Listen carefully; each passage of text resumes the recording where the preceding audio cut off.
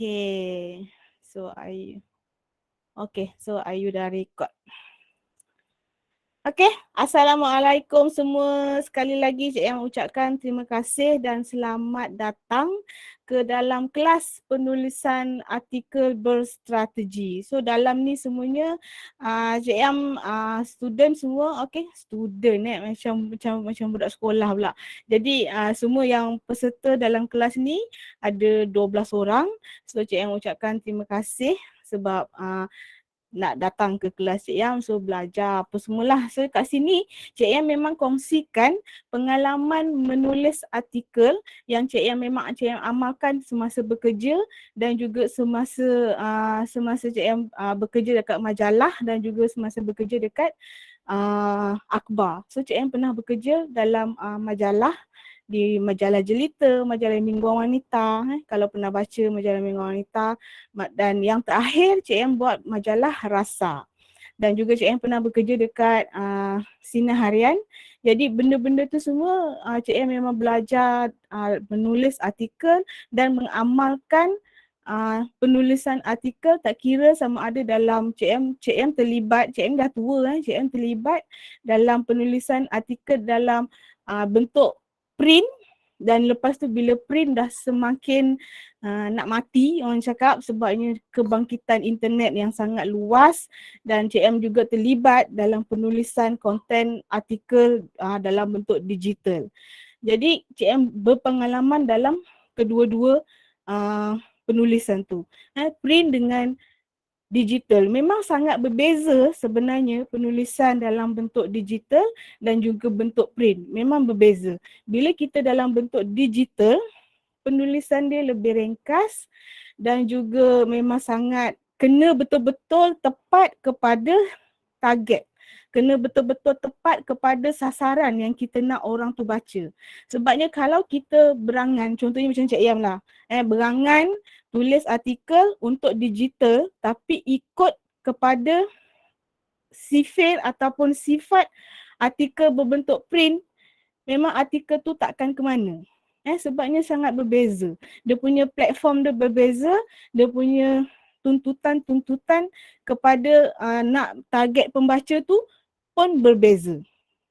Kita menulis artikel, dia tak sama dengan penulisan bentuk ilmiah. Contohnya macam buat tesis ke ataupun benda-benda yang akademik. Dia memang tak sama.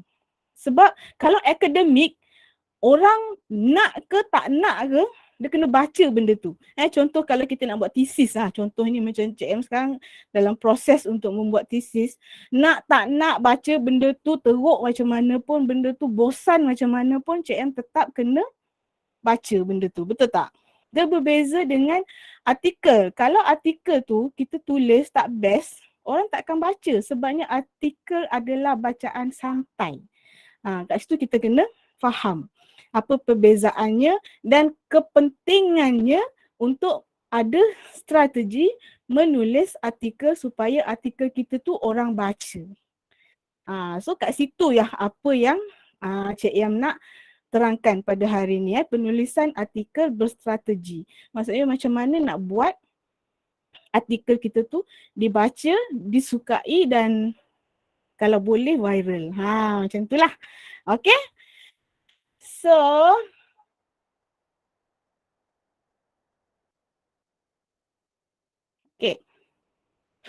okay, sebelum tu, siapa yang dah kenal Cik Yam, kenal lah. Siapa yang belum Cik Yam, inilah dia Cik Yam, seorang wanita berusia 40-an, berat badan 120 kilo. Korang nampak atas je, bawah korang tak nampak. Okay, so inilah dia. Cik Yam berpengalaman sebagai wartawan majalah dan akhbar selama lebih 16 tahun, dari bujang sampai anak 2. Okay. Wartawan rencana bahasa Melayu terbaik Malaysian Press Institute 2007. Cik Yang menang artikel ni sebagai wartawan rencana bahasa Melayu terbaik dekat Malaysian Press Institute. Malaysian Press Institute ni dia institut kewartawanan Malaysia. Inilah gambar yang bawah ni Gambar yang bawah ni. Okay. Yang ini masa tu bosku yang sampaikan hadiah pada Cik Yam, dapat cash RM5,000. So sekarang ni Cik Yam dah tidak bekerja lagi sebagai wartawan, hilang pekerjaan sebabkan pandemik. Maksudnya bila pandemik, kita media print dah semakin teruk, jadi dia orang buang wartawan secara beramai-ramai. Macam itulah. Jadi Cik Yam adalah salah seorang daripada orang yang dah terkesan tu. Okay, so sekarang ni Cik Yam aktif menulis dan membimbing pasukan penulis upahan lah. Dan Cik Yam sekarang melanjutkan pelajaran dekat UiTM dalam Master of Cultural and Creative Industries dekat UiTM Puncak Perdana. Dan sekarang Cik Yam adalah juga pelajar Akademi Kepimpinan Wanita, Tajaan Wanita Berdaya Selangor. So Cik Yam belajarlah suka-suka. So sebabnya kat situ bila dah hilang pekerjaan ni, Cik Yam banyaklah benda yang Cik Yam selongkar, yang Cik Yam cari apa semualah. So ini adalah contoh-contoh artikel dalam akhbar Sinar Harian yang Cik Yam buat. Okey, ini adalah artikel berbentuk print lah dalam surat khabar. Memang setiap hari inilah yang Cik Yam buat dalam akhbar, dalam majalah, dan Cik Yam pun ada buku sendiri yang Cik Yam buat untuk kanak-kanak, dan sekarang ni Cik Yam aktif buat antologi pula apa semualah. So itulah ini Cik Yam punya Facebook, Cik Yam punya TikTok, dan juga Cik Yam punya website. So kalau siapa yang jengah-jengah tu bolehlah singgah dekat Cik Yam punya media sosial dan juga Cik Yam punya website. Okay. Okay, kita dah nak start. Ini adalah isi kandungan kelas kita pada hari ni. Tak banyak, yang atas tu cuma ada 6 benda je. Okay, apa itu artikel? Ada 6 benda dan juga jom start menulis. Jom start menulis ni dia kritikal sikit lah sebab Cik Yam akan tunjukkan satu persatu, dan kat situ cuma ada 5 item je target, tajuk, intro, konten dan penutup. So kalau tengokkan dia punya isi kandungan dia ni sikit kan, macam ya ke Cik Yam sampai 2 jam cakap pasal benda ni. Tapi memang yes, dia memang nampak sikit tapi kena korek dengan mendalam. Okay. Okay, kita pergi yang pertama. Dah ready dah? Ready Aulia muka jangan serius sangat Aulia. Okay, apa itu artikel? Okay, artikel adalah satu konten yang ditulis untuk disiarkan dalam majalah. Kenapa dalam surat khabar tak panggil artikel? Surat khabar kita panggil berita. Okay, dia start dengan contohnya macam Batu Pahat, Johor. Saya cek yang sekarang kat Batu Pahat. Batu Pahat, Johor. Seorang wanita dijumpai mati terkangkang macam tu. Okay, itu berita. Okay, itu berita. Tapi apa yang Cik Yam buat dalam surat khabar pun adalah artikel. Sebabnya Cik Yam adalah bukan menulis berita tapi menulis artikel dalam surat khabar yang berbentuk rencana. So maksudnya walaupun Cik Yam bekerja sebagai wartawan dekat surat khabar, Cik Yam tak tulis berita, Cik Yam tulis rencana. Itu beza dia. So maksudnya Cik Yam walaupun dekat majalah ke, dekat akhbar ke, Cik Yam memang tulis rencana. Okey, trend sekarang digital, artikel disiarkan dalam website. Tu yang macam Cik Yam cakap tadi tu. Artikel berbentuk print dengan artikel dalam website. Contohnya kalau dekat website kadang-kadang ada juga orang yang tulis artikel dekat Facebook. Maksudnya dekat media sosial diorang tulis berbentuk rencana. So itu pun salah satu platform juga untuk menulis rencana. Okay, tapi apa yang kita kena tahu sebenarnya, artikel dia berbicara pasal satu topik saja. Okay, artikel kena tulis satu topik saja. Tak boleh bercampur baur, tak boleh banyak sangat benda yang kita nak tulis dalam satu artikel. Tak boleh. Dia kena satu artikel, satu tajuk tu, satu topik saja. Dia tak boleh nak masukkan semua sekali benda dekat dalam artikel tu untuk menulis banyak benda. Sebabnya orang akan pening dengan artikel yang macam tu. Okey, jadi kalau ada subtopik pun, kalau dalam satu rencana tu ada tajuk-tajuk kecil yang bawah tapi dia masih lagi perlu dalam topik yang sama. Tak boleh kita nak tulis dekat dalam topik tu, contohnya kalau macam artikel berbentuk keagamaan. Contohnya kita nak cakap pasal puasa. Contohnya lah kalau berbentuk keagamaan macam tu. So puasa, kita nak cakap pasal puasa. Puasa tu ada banyak benda dalam tajuk puasa. Jadi kita kena, bila kita nak buat artikel, kita kena pilih satu je. Contohnya perkara yang membatalkan puasa. Kita tak boleh nak cakap dalam tu pasal puasa sunat, pasal puasa 6 ke, pasal puasa-puasa yang lain. So artikel tak boleh macam tu. Kita kalau cakap pasal perkara-perkara yang membatalkan puasa, okey, itu tajuk besar dia, perkara-perkara yang membatalkan puasa. Kalau subtopik dia, kita kena cakap pasal benda-benda yang membatalkan puasa juga. Contohnya, kenapa makan tu membatalkan puasa? Kenapa apa lagi yang membatalkan puasa? Korek hidung tu membatalkan puasa. Maksudnya mesti dengan satu topik yang sama. Itulah dia artikel. Itu ciri-ciri artikel lah. Maksudnya jangan tulis banyak benda dalam artikel, dalam satu artikel, sebab benda tu akan menjadikan artikel kita kurang berkualiti. Okey? Sebab orang pun akan pening. Dia ni nak cakap pasal apa sebenarnya? Banyak sangat dia nak cakap. Macam tu. Okey? Satu lagi, artikel website yang Google suka. Okay, kalau kita membuat artikel untuk website, contohnya kalau macam ghostwriter, okay, ada klien suruh dia tulis artikel. Jadi dia kena tulis artikel tu 800 patah perkataan ke atas ataupun seeloknya lah 1000 patah perkataan. Sebabnya artikel yang macam tu Google suka, dan juga bila Google suka tu nanti maksudnya Google akan lebih banyak mempromote kita punya kalau orang search dekat Google search tu, artikel website tu akan berada di ranking-ranking yang ke atas. Macam tu. Jadi itulah yang menyebabkan kenapa kita kena buat artikel 800 patah perkataan dekat dalam satu artikel kalau nak dipostkan sebagai artikel website. Macam tu. Tapi kalau macam untuk artikel dalam majalah ataupun dalam surat khabar ke, kalau kita nak buat kan, itu kita kena ikutlah dia punya patah perkataan yang ditentukan oleh pihak penerbit tu. Macam tu. Okay, so ingat artikel tak boleh cakap banyak benda. Tak boleh cakap pasal banyak topik dalam satu tajuk. Dan juga patah perkataan dia kena 800 ke atas. Okay, itu artikel secara ringkas. Okay, yang seterusnya. Okay, kriteria artikel berkualiti. Okay, dia ada 6 kriteria. Okay, yang pertama, sharing yang berfaedah. Yang kedua, beretika, jangan ciplak. Okay, ini sangat berleluasa pada pendapat Cik Yam sendiri. Dia adalah satu benda yang sangat tidak beretika lah kalau menciplak. Yang ketiga, mesti kreatif. Okay, yang keempat, kurang kesilapan. Yang kelima, buat orang rasa nak share pasal benda tu, pasal artikel kita.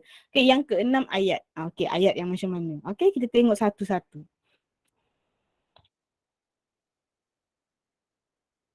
Okay, sharing yang berfaedah. Okay, maksudnya sharing yang berfaedah tu macam mana?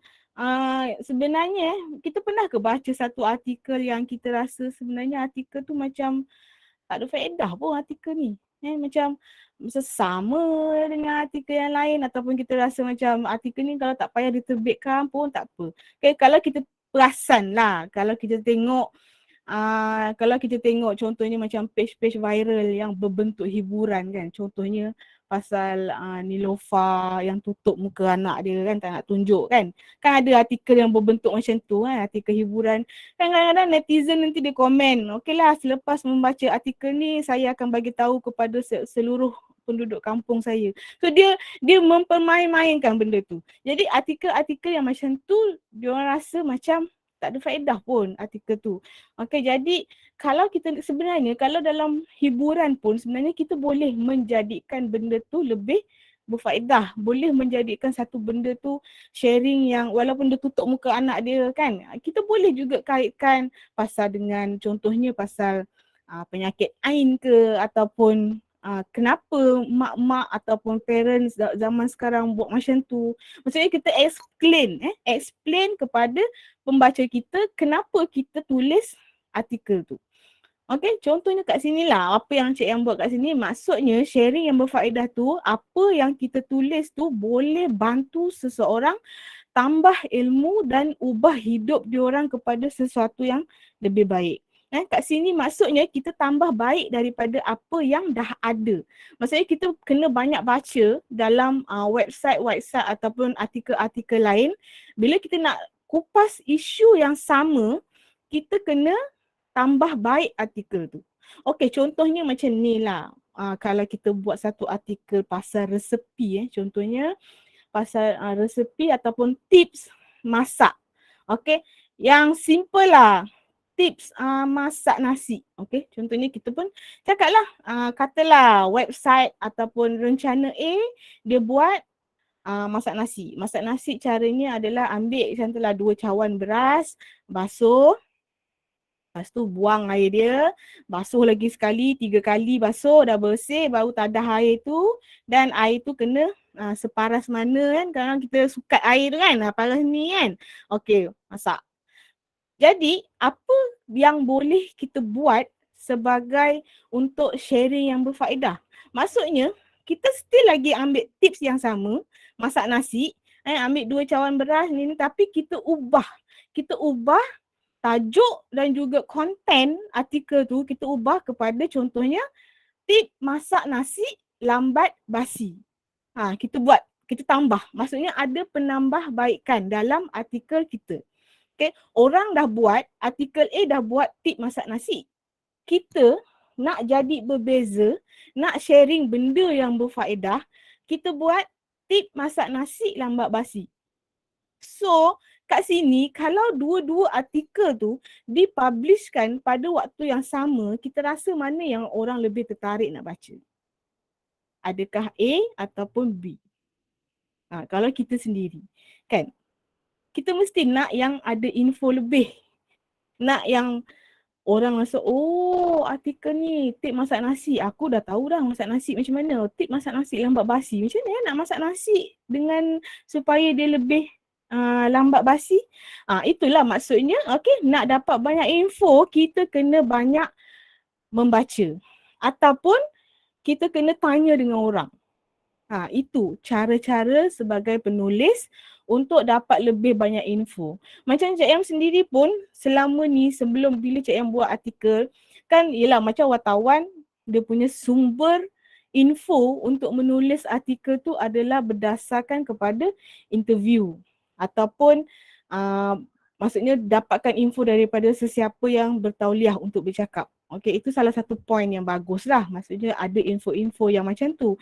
Tapi bagi mereka yang tak ada peluang untuk macamnya tak ada nak pergi interview ke apa ke, boleh dapatkan dengan tanya. Contohnya nak buat tip masak nasi lambat basi, kita boleh je tanya dengan mak kita ke, dengan nenek kita ke, ataupun dengan jiran kita ke, cakap ada tak pernah tahu cara nak masak nasi lambat basi. So maksudnya sumber-sumber tu kena ada lebih banyak lah supaya kita ada lebih banyak benda yang kita nak tulis dan jadikan artikel kita tu lebih berkualiti.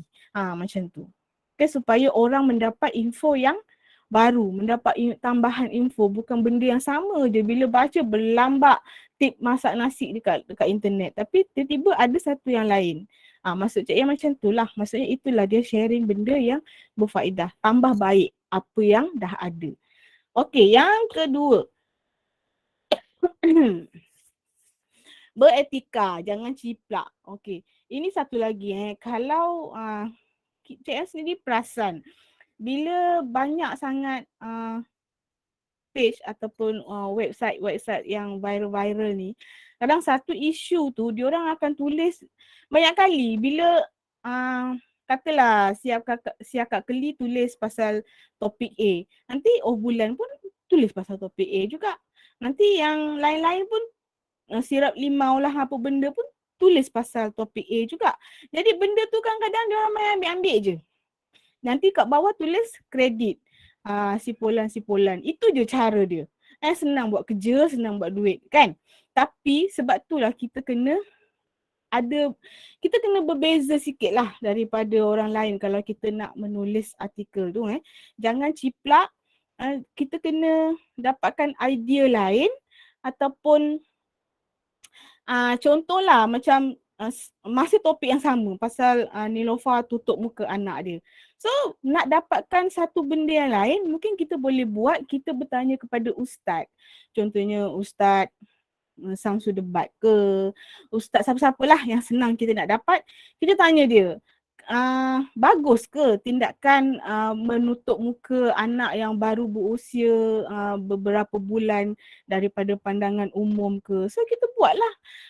Ustaz ni komen pasal mengulas pasal tutup muka anak, contohnya macam tu. Tapi story kita tu sebenarnya masih lagi menjurus kepada situasi ataupun keadaan Niloufar tutup muka anak tu.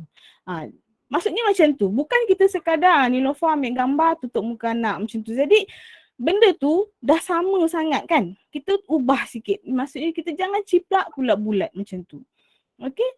Macam-macam lah kita boleh tanya dengan orang ataupun kita boleh gunakan gaya bahasa kita yang berbeza daripada orang lain. Tidak hanya ambil semata-mata ambil daripada Instagram Niloufar sahaja. Benda yang macam tu. Okey? So jangan ciplak, jangan ambil artikel orang sesuka hati, kita ubah lain. Okey, yang seterusnya, kreatif.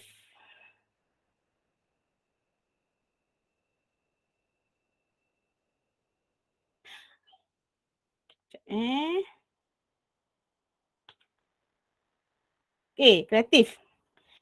Okey, kreatif ni maksudnya kita kena bijak menggunakan sistem perenggan, tajuk yang best, intro yang sedap, ending yang meninggalkan kesan. Maksudnya tidak terlalu straightforward sangat. Okey, sebabnya apa yang kita tulis tu kita kena tahu untuk bahagikan mengikut kehendak artikel yang betul.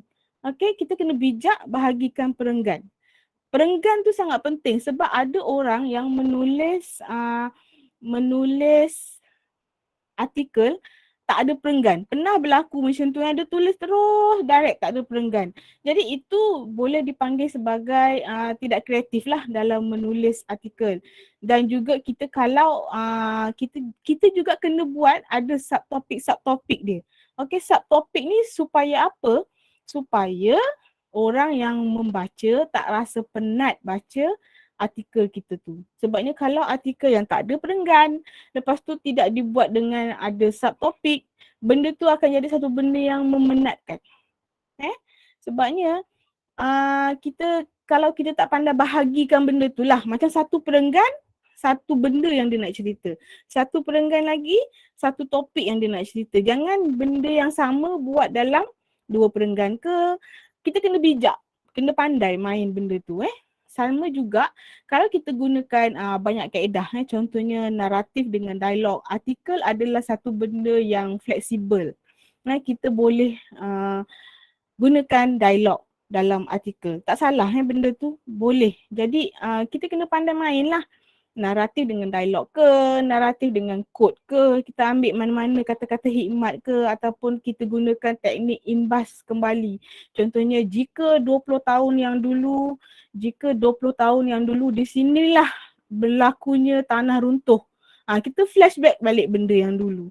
Boleh, benda-benda macam tu menjadikan artikel kita menjadi lebih indah, lebih sedap dibaca.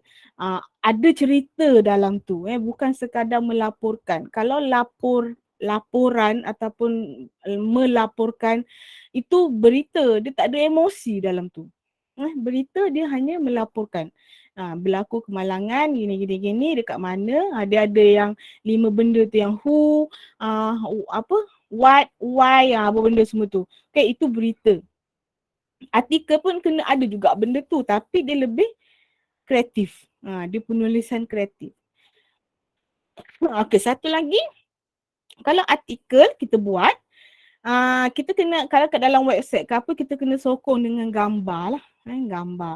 Gambar ataupun kod, kisah realiti, bukan rekat Anas. Sebab artikel selalunya dia adalah benda-benda yang betul, benda-benda yang memang dah berlaku. Dia tak ada artikel berbentuk hayalan, dia tak ada. Dia bukan macam tu Okay. Okay, yang seterusnya. Artikel. Kenapa kurang kesilapan ni sebagai salah satu kriteria artikel berkualiti? Sebabnya kat sini biasanya kalau kita tengok kesilapan, sekejap. Dah masuk dah. Okay. Okey, kat sini. Kurang kesilapan ni kenapa dikatakan kurang kesilapan sebagai satu kriteria artikel berkualiti? Sebabnya kat sini kalau penulis dia tak boleh menjadi setakat penulis sahaja. Okey. Walaupun selalunya benda-benda yang menyemak tata bahasa ataupun menyemak apa-apalah pasal penulisan itu adalah kerja-kerja editor, tapi alangkah bagusnya kalau sebagai seorang penulis pun kita mampu buat benda tu. Kalau tak banyak sekalipun, mungkin kita kurang mahir dengan kata kerja transitif, kata kerja tak transitif, ataupun kata sendi, ataupun kata apa lagi. Benda-benda tu kan, kata adjektif lah, apa benda tu. Ataupun kalau kita mungkin kita kurang faham pasal tata bahasa yang macam tu, tapi sedikit sebanyak kita kena faham sikit-sikit lah. Kita tak boleh terlalu bergantung kepada editor untuk menyemak artikel kita. Kita sendiri kena mampu baca proof apa yang kita tulis. Jadi kurang kesilapan dari segi tata bahasa. D yang jauh, D yang dekat, 1K, 2K. Bila masa nak guna macam yang 2K ke apa, contohnya macam mana perkataan yang 1K, 2K. Cik tak ingat lah sekarang. Tapi benda-benda macam tu lah. Maksudnya kita kena mahir pasal benda tu. Satu lagi, ejaan nama orang popular. Kalau macam nama Cik Yam ni, orang nak salah eja M-A-R-I-A-M ke, M-A-R-Y-A-M ke, tak apalah sebab Cik Yam ni bukan siapa-siapa. Kan orang nak eja Mariam Ilyas sesuka hati. Tak kisahlah sebab orang pun tak perasan kalau nama tu salah eja. Tapi kalau nama orang yang popular, contohnya Datuk Seri, Datuk Siti Nurhaliza contohnya kan. Kita Nurhaliza tu kita eja, dia nama dia yang betul patutnya N-U-R, Nurhaliza, tapi kita eja N-O-R, Nurhaliza, kan salah. Dan sah-sah lah Siti Nurhaliza tu orang kenal. Jadi kalau kita tersalah eja, orang nampak lah kita ni macam kenapalah penulis ni tak cakna dengan nama ejaan Siti Nurhaliza. Macam tu. Tu kalau nama orang yang popular. So jadi kita kena kurangkan kesilapan ejaan benda-benda yang macam ni, benda-benda penting ni dalam artikel kita. Contoh jugalah macam nama tempat info nama tempat, contohnya macam Johor Bahru. Johor Bahru ni ejaan dia B-A-H-R-U, Bahru. Tapi kalau Kota Baru, Kota B-H-A-R-U kan lain. Itu kata nama khas. Kata nama khas kena eja ikut kata nama khas tu. Tak boleh salah. Jadi macam tu lah. Ataupun selalunya berlaku kalau kesilapan dalam artikel ni, selalunya satu lagi penerangan kronologi. Kronologi pasal ada kalau kita buat artikel pasal contohnya kronologi lah, benda-benda yang melibatkan faktor masa ni. Jadi kita kena tulis betul-betul. Okey. Jadi macam mana cara nak mengurangkan kesilapan dalam artikel kita? Cara dia adalah sebelum publish, baca balik apa yang kita tulis tu. Okey. Jangan lepas dah tulis terus je publish. Mana yang salah semua masuk. Macam tu. Jadi sebelum publish, bacalah balik. Bosan ke tak bosan ke artikel kita tu, baca balik sebelum publish. Macam tu. Okey? Boleh? Okey. Yang seterusnya. Okey, buat orang rasa nak share. Ini sebabnya tadi Cik Em cakap, Cik Em akan terangkan ataupun fokus kepada penulisan artikel yang berbentuk digital. Okay, yang berbentuk masa kini. Maksudnya kalau kita ghostwriter ke apa, kita nak ambil upah, memang orang selalunya akan publish dekat website. Okay, dia tak akan publish dekat print ke apa ke. Jadi ini adalah benda yang kalau kita buat, kita tulis, kita nak share dekat dalam kita punya website ataupun website klien ke apa ke. So inilah dia salah satu kriteria artikel yang akan orang suka ni, okay, buat orang rasa nak share. Kita sendiri bila kita baca satu artikel, apa kalau kita baca artikel dekat Facebook kan kadang keluar kan artikel mana-mana page ke apa ke, apa yang buatkan kita selalu rasa macam nak share benda tu? Kalau benda tu macam membosankan, kita baca pun macam tak ada apalah artikel ni, kita nak share ke benda tu? Kadang kita pun rasa macam tak nak share kan. Tapi kenapa ada artikel yang kadang-kadang kita tengok, oh dia punya share combine ni banyak. Macam Cik Yang sendiri, Cik Yang pernah lah viral sekali je kan. Okay, Cik Yang viral dekat Siakak Keli. Bangun tidur tengok ramai kawan share. Cik Yang kau punya ni keluar dekat Siakak Keli lah. Siakak Keli ambil kau punya artikel. So Cik Yang rasa kenapa orang ambil artikel tu? Rupa-rupanya sebab benda tu pasal nafkah. Okay, bila bercakap pasal nafkah, okay, kita pula tulis pula benda tu macam ala-ala yang macam yelah bab nafkah kan. Orang lelaki dengar jangan nak marah pula sebabnya ni orang perempuan yang selalu share benda ni bila bab nafkah macam sebabnya Cik M tulis benda tu reality. Okay, isu hot kan Aulia. Okay, benda tu reality sebabnya Cik Yam seorang isteri. Okay, suami Cik Yam OKU. Kalau orang siapa yang kenal lah. Okay, suami Cik Yam OKU dan Cik Yam memang gunakan nama dia dalam Facebook Cik Yam tu Mr. Mama. So, dan walaupun dia OKU dan dia bekerja tak seberapa. Masa tu dia kerja angkat sampah. Okay, dia kerja angkat sampah, ambil upah angkat sampah dekat apartmen kita orang masa kita orang duduk kat Shah Alam. So, tapi setiap hari dia akan selitkan duit. Tak kira lah RM1 ke, RM2 ke, RM3 ke. Kalau banyak rezeki Cik Yam hari tu dapatlah RM10. Kan dia selit dekat poket duit selit. Jadi orang rasa benda tu macam something yang tak tahulah menyentuh hati ke ataupun dia share sebab benda tu dia nak bagi tahu kat laki dia ke. Kau tak ada duit, cuba kau buat macam Mamat ni. Contohnya macam tu kan. Maksudnya sedaya upaya nak bagi nafkah. So benda tu memang viral, beribu-ribu orang share. Sampaikan Facebook Cik yang dulu tak ada follower lah. Follower cuma berapa kerat je. Jadi beribu-ribu jadi follower Facebook Cik Yang. Jadi benda-benda macam tu lah. Benda-benda, bukanlah Cik Yang nak kata korang kena buat something yang hot-hot supaya orang share benda tu, bukan. Cumanya kalau kita bercerita dengan satu buat artikel dengan satu rasa yang macam perkongsian yang ikhlas ataupun satu perkongsian realiti dan satu benda yang baru yang mungkin orang tak terfikir masa tu dan benda tu akan buat orang rasa nak share. Tak kira lah bab nafkah ke, pasal resepi ke, nak makan sate dengan cheese ke. Kadang-kadang benda-benda yang macam tu kita boleh buatkan jadi satu artikel dan benda tu boleh orang rasa nak share. Buat macam tu lah. Okay. So itu adalah satu yang antara orang yang orang suka lah macam tu. Bukanlah kita buat benda-benda yang entah apa-apa, tulis yang entah apa-apa semata-mata nak viral, bukan.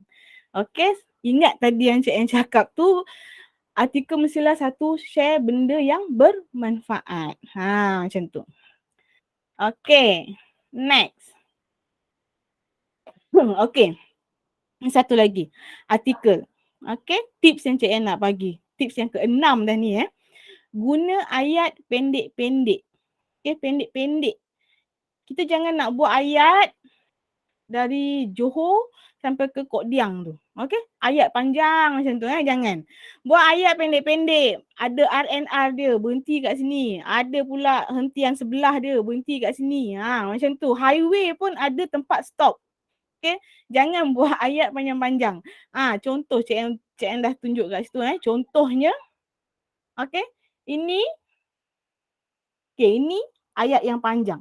Okey, ini ayat yang panjang. Contohnya, pembangunan di Pekan Parit Sulong Batu Pahat Johor sudah semakin maju dengan adanya infrastruktur lebih baik, misalnya pembukaan cawangan bank utama seperti Maybank, kedai dengan kemudahan pembayar secara kad debit dan kad kredit. Lebih banyak kedai digital dibuka serta liputan internet yang lebih meluas yang menjadikan penduduk lebih selesa. Cik M tak Cik M tak boleh nak baca sekali harum tak boleh. Okey, betul tu. Encik Bob, okey, baca sekali nafas. Lebih selesa untuk membuat urusan rutin mereka melalui kaedah terkehadapan. Jangan buat macam tu, orang asma baca boleh mati. Okey? Jadi, kita pecahkanlah ayat tu kepada beberapa ayat. Pecahkan ayat tu kepada beberapa ayat tapi masih lagi membawa maksud yang sama. Okey, ayat yang pertama, pembangunan di Pekan Parit Sulong Batu Pahat Johor sudah semakin maju dengan adanya infrastruktur lebih baik. Okey, kita tambah sikit kat depan tu. Hal ini dapat dilihat dengan adanya pembukaan cawangan bank utama seperti Maybank, kedai dengan kemudahan pembayaran secara kad debit dan kredit. Lebih banyak kedai digital dibuka serta liputan internet yang lebih meluas. Okey, itu pun sebenarnya panjang. Boleh pecahkan lagi sebenarnya. Tapi itulah maksudnya kita buat pecahkan lagi. Dan yang ketiga, okay, penduduk Parit Sulong jadi lebih selesa untuk membuat urusan rutin mereka melalui kaedah terkehadapan. Macam tu. Okey, jangan buat ayat yang panjang-panjang. Guna ayat pendek-pendek. Memang kadang-kadang ada orang dia dah tersedap sangat menulis, dia tak perasan ayat dia panjang. Dia tak perasan benda tu. Jadi itulah saya yang cakap tadi, bila kita menulis, kita kena kita kena baca balik apa yang kita tulis tu supaya kita perasan.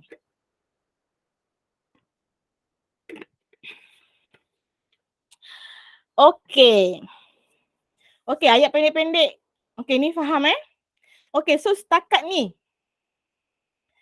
Setakat ini, ada soalan tak? Setakat ini, ada soalan boleh tanya. Kriteria tadi tu ada 6. Okey, Aulia.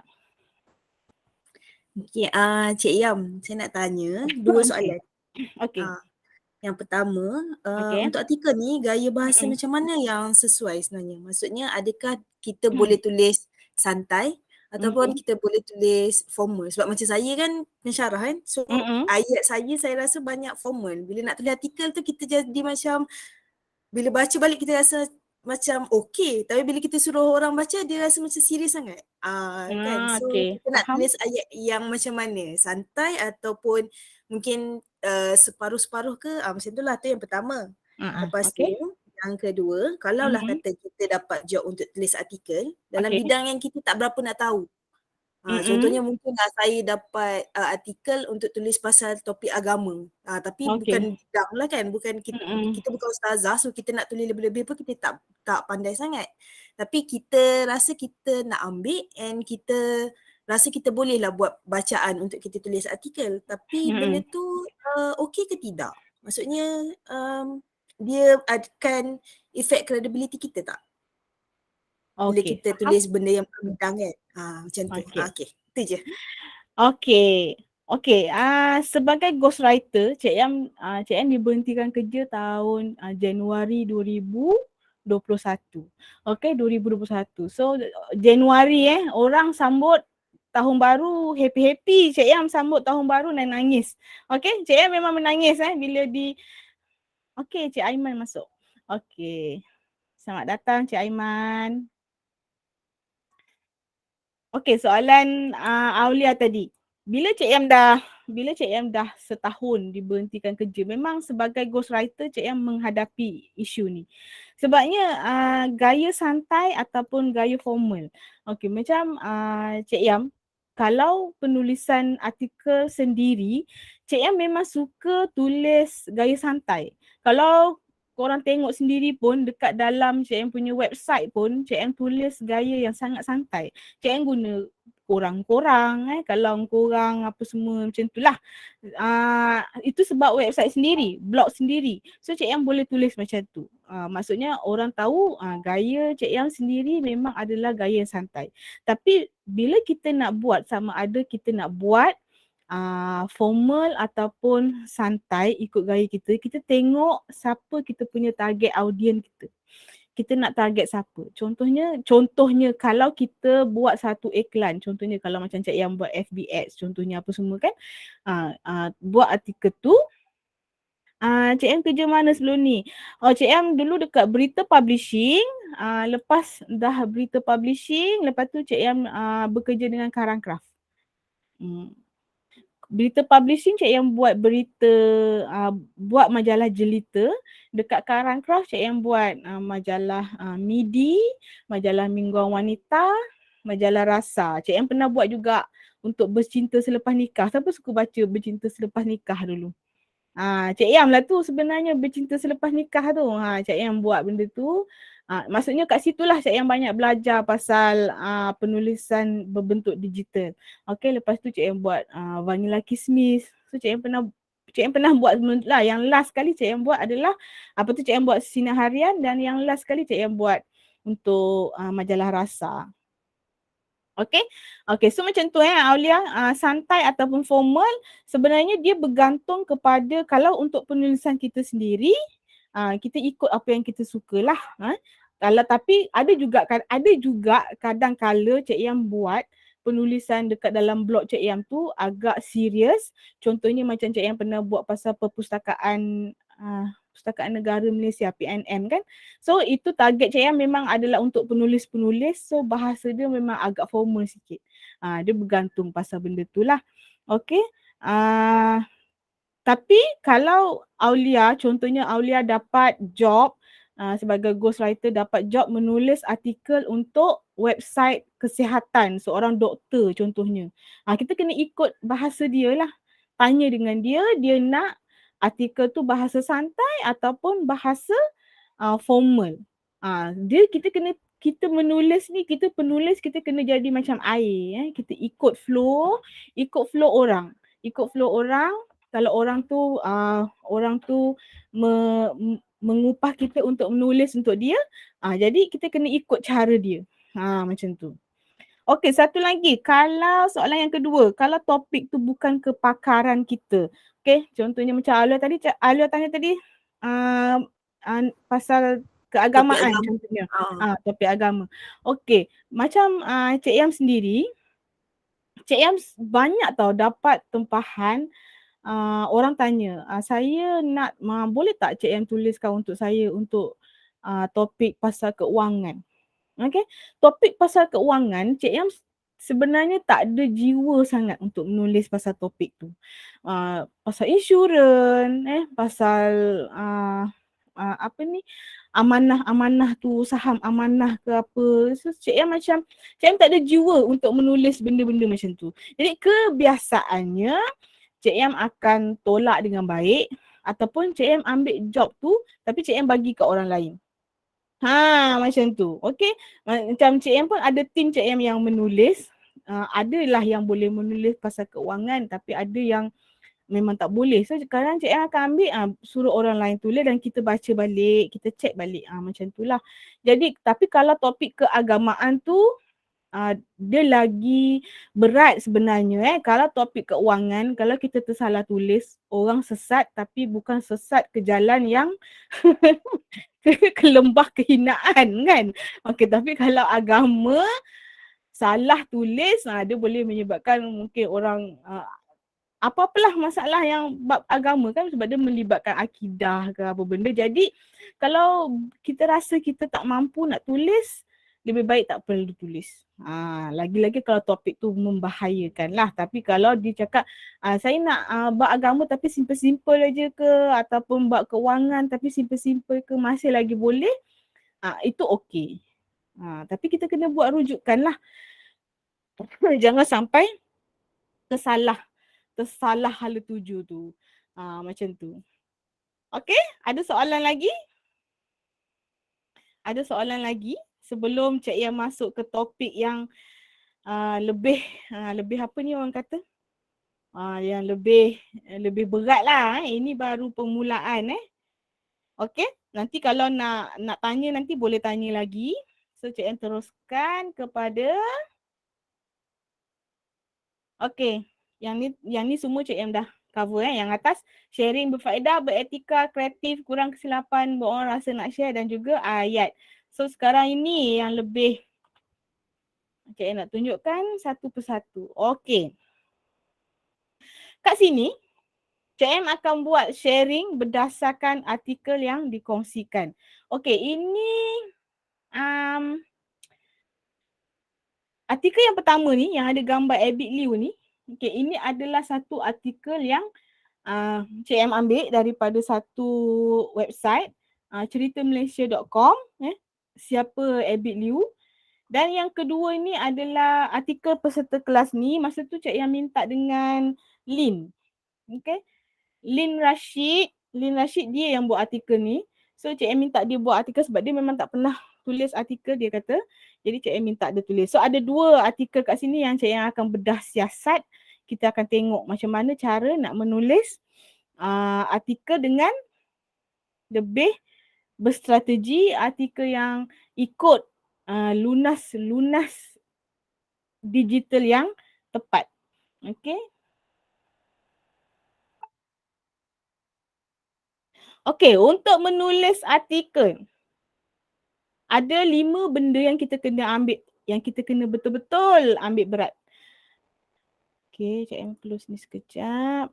Okey, untuk menulis artikel, dia ada 5 benda Target pembaca, yang kedua tajuk, yang ketiga intro, yang keempat dia punya konten dan yang kelima dia punya penutup.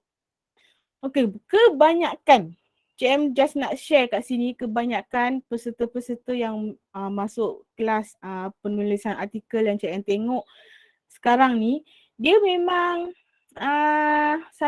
biasanya menulis artikel tanpa ada target. Dia tak ada target pun.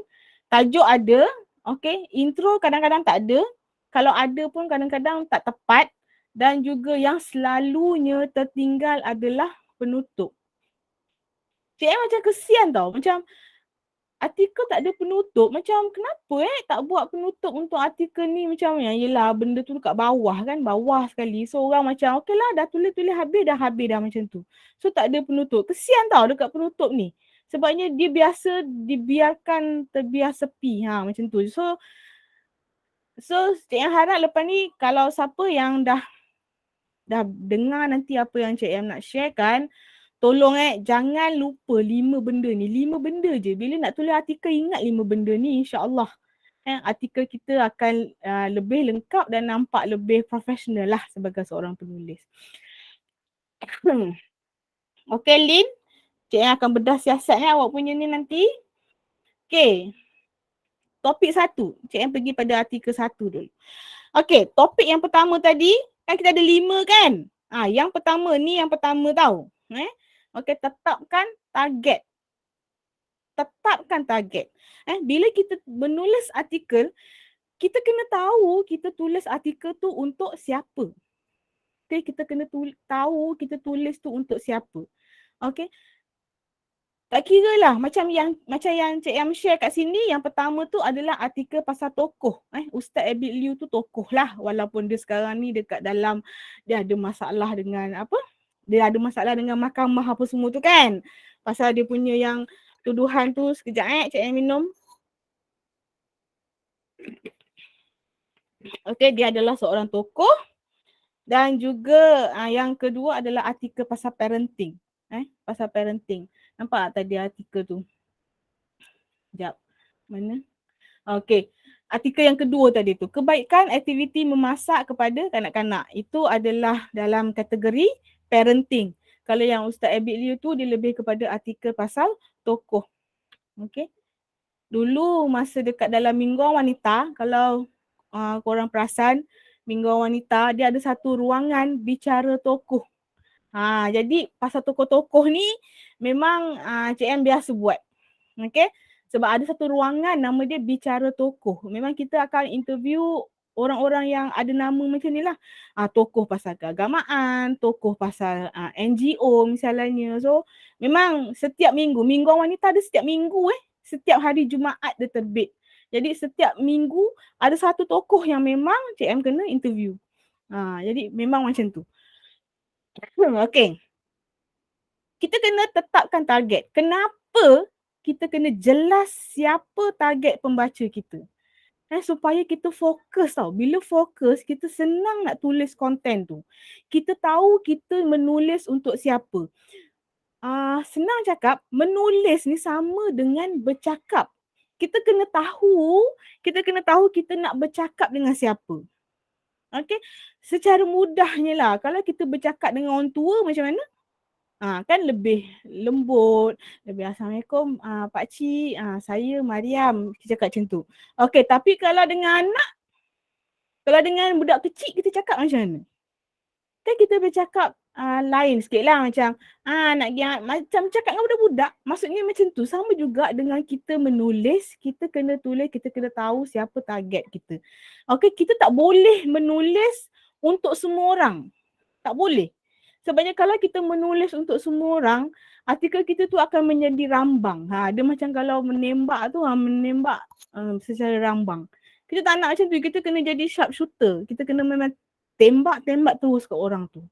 Macam tu Just bayangkan kita menulis tu macam kita bercakap dekat depan orang tu. Okay, sebab tu kita kena tahu siapa target kita. Walaupun nak menulis pasal seorang tokoh. Sebab kita bukan tulis buku. Buku kita tulis je lah. Abid Liu.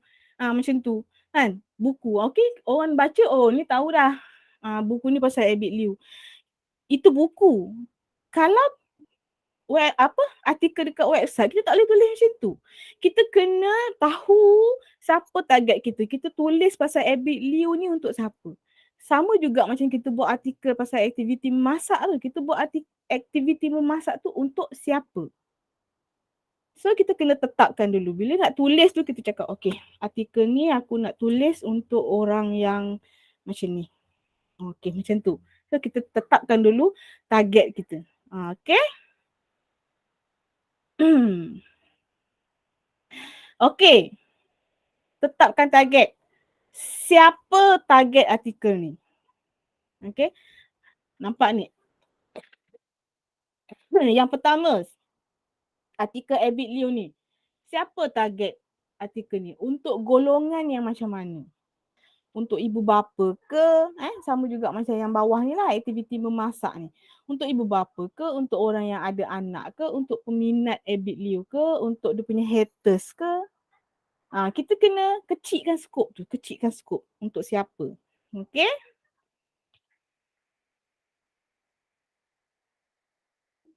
Okay. Macam yang Cik Ann cakap tadi, pilih satu je kelompoknya. Pilih satu kelompok. Okay? Elak tulis secara rambang untuk semua orang. Dekat mana kita nak letak target kita tu? Kita dah tahu dah target kita tu untuk golongan A contohnya.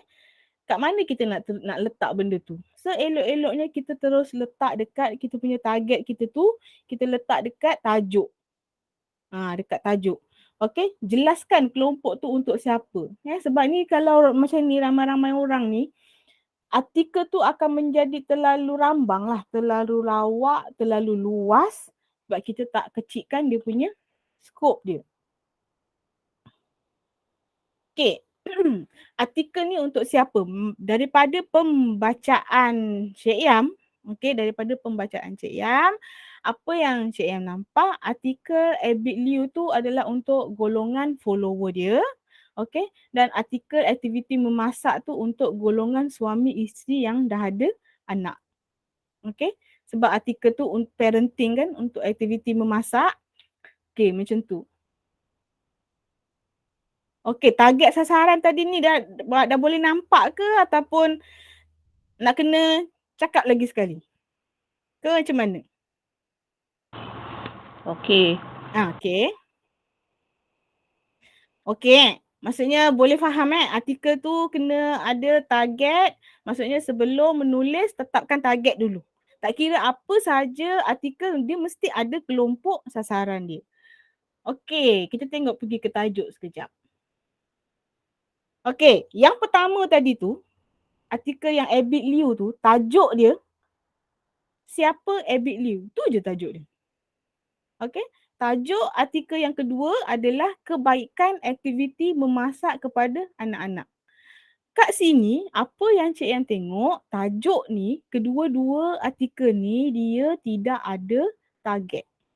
Jadi bila orang baca, okey, nak tengok nota yang sebelah ni yang Cik Yang tulis ni. Okey, tajuk dia kena jelas. Kena jelas tu jelas apa? Jelas target dia. Macam siapa Abid Liu tu, dia jelas tajuk tu. Okey, siapa Abid? Yelah tajuk siapa Abid Liu, jelas tajuk tu. Tapi dia tak jelas target dia.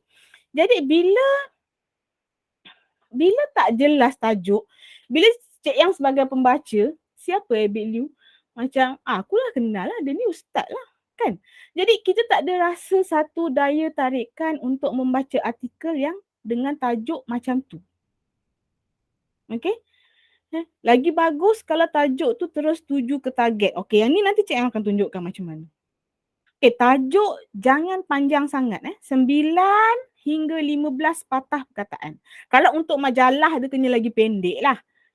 Kalau untuk majalah print, dia tajuk memang kena pendek. 9 tu dah cukup panjang lah. Tapi untuk website, untuk artikel berbentuk digital, sampai 15 patah perkataan masih lagi boleh diterima. Tapi janganlah sampai lebih daripada 15. Okay, itu dah bukan tajuk lah, tu dah macam intro. Okay, so kalau tajuk 9 hingga 15. Itu paling panjang. Okay, tajuk kalau boleh tak perlu ada imbuhan. Tak perlu ada imbuhan. Kecuali betul-betul perlu.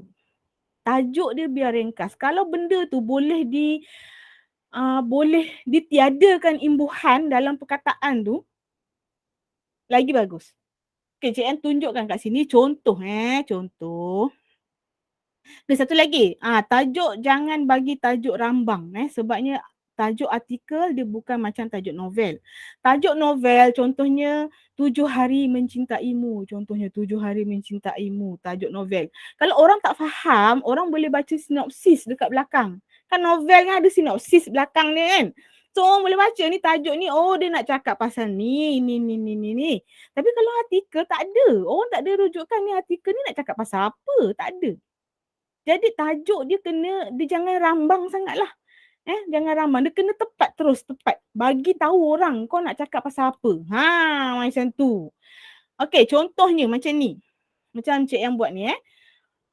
First time anak masuk tahun 1. Okay, ni website Cik Yang sendiri. Website Cik Yang sendiri dia memang website Cik Yang ada artikel yang Cik Yang sesuka hati campur bahasa Melayu, bahasa Inggeris. Walaupun orang nampak macam tak profesionalnya lah Cik Yang ni kan, menulis campur-campur bahasa Melayu, bahasa Inggeris. Cik Yang tak kisah kalau orang nak komen macam tu, sebab itu adalah gaya Cik Yang sendiri untuk website Cik Yang. Website ni macam Cik Yang punya blog ni, dia peribadi kan untuk Cik Yang sendiri. So Cik Yang tak kisah. Cik Yang dia senang cakap dalam bahasa kasar, blog aku suka hati akulah. Macam tu. Okay? Cik Yang memang buat macam tu. Sebabnya tapi alhamdulillah walaupun tulis macam tu, Cik Yang punya SEO tu ramai orang jumpa Cik Yang dekat Cik Yang punya website, dan orang memang Cik Yang pun tak tuliskan saya artikel saya pasal ni. Cik Yang banyak dapat klien daripada website Cik Yang yang tulis macam ni. Bahasa bercampur-campur. Tapi isi dia tu Cik Yang pegang kuat-kuat. Macam tu. Cik Yang ikut betul-betul sifir, ikut betul-betul apa yang Google nak. Macam tu. Google tak kisah. Google ni dia sangat fleksibel asalkan keyword tu tepat. Dia punya ni isi konten dia ada, memang Google akan selalu rankkan website kita yang atas-atas. So macam ni. Sebabnya satu pasal tajuk ni macam ni. First time anak masuk tahun 1, ini proses pendaftaran yang ibu bapa perlu tahu. Kat sini sebenarnya pendaftaran ni kan dia ada imbuhan kan. Pen dengan an belakang ni kan. Sebenarnya boleh je kalau Cik Yang nak ringkaskan lagi, ini proses daftar yang ibu bapa perlu tahu. Boleh juga. Maksudnya macam itulah. Kalau tak perlu imbuhan tak perlu buat. Tapi kalau rasa macam betul-betul perlu, proses pendaftaran buat.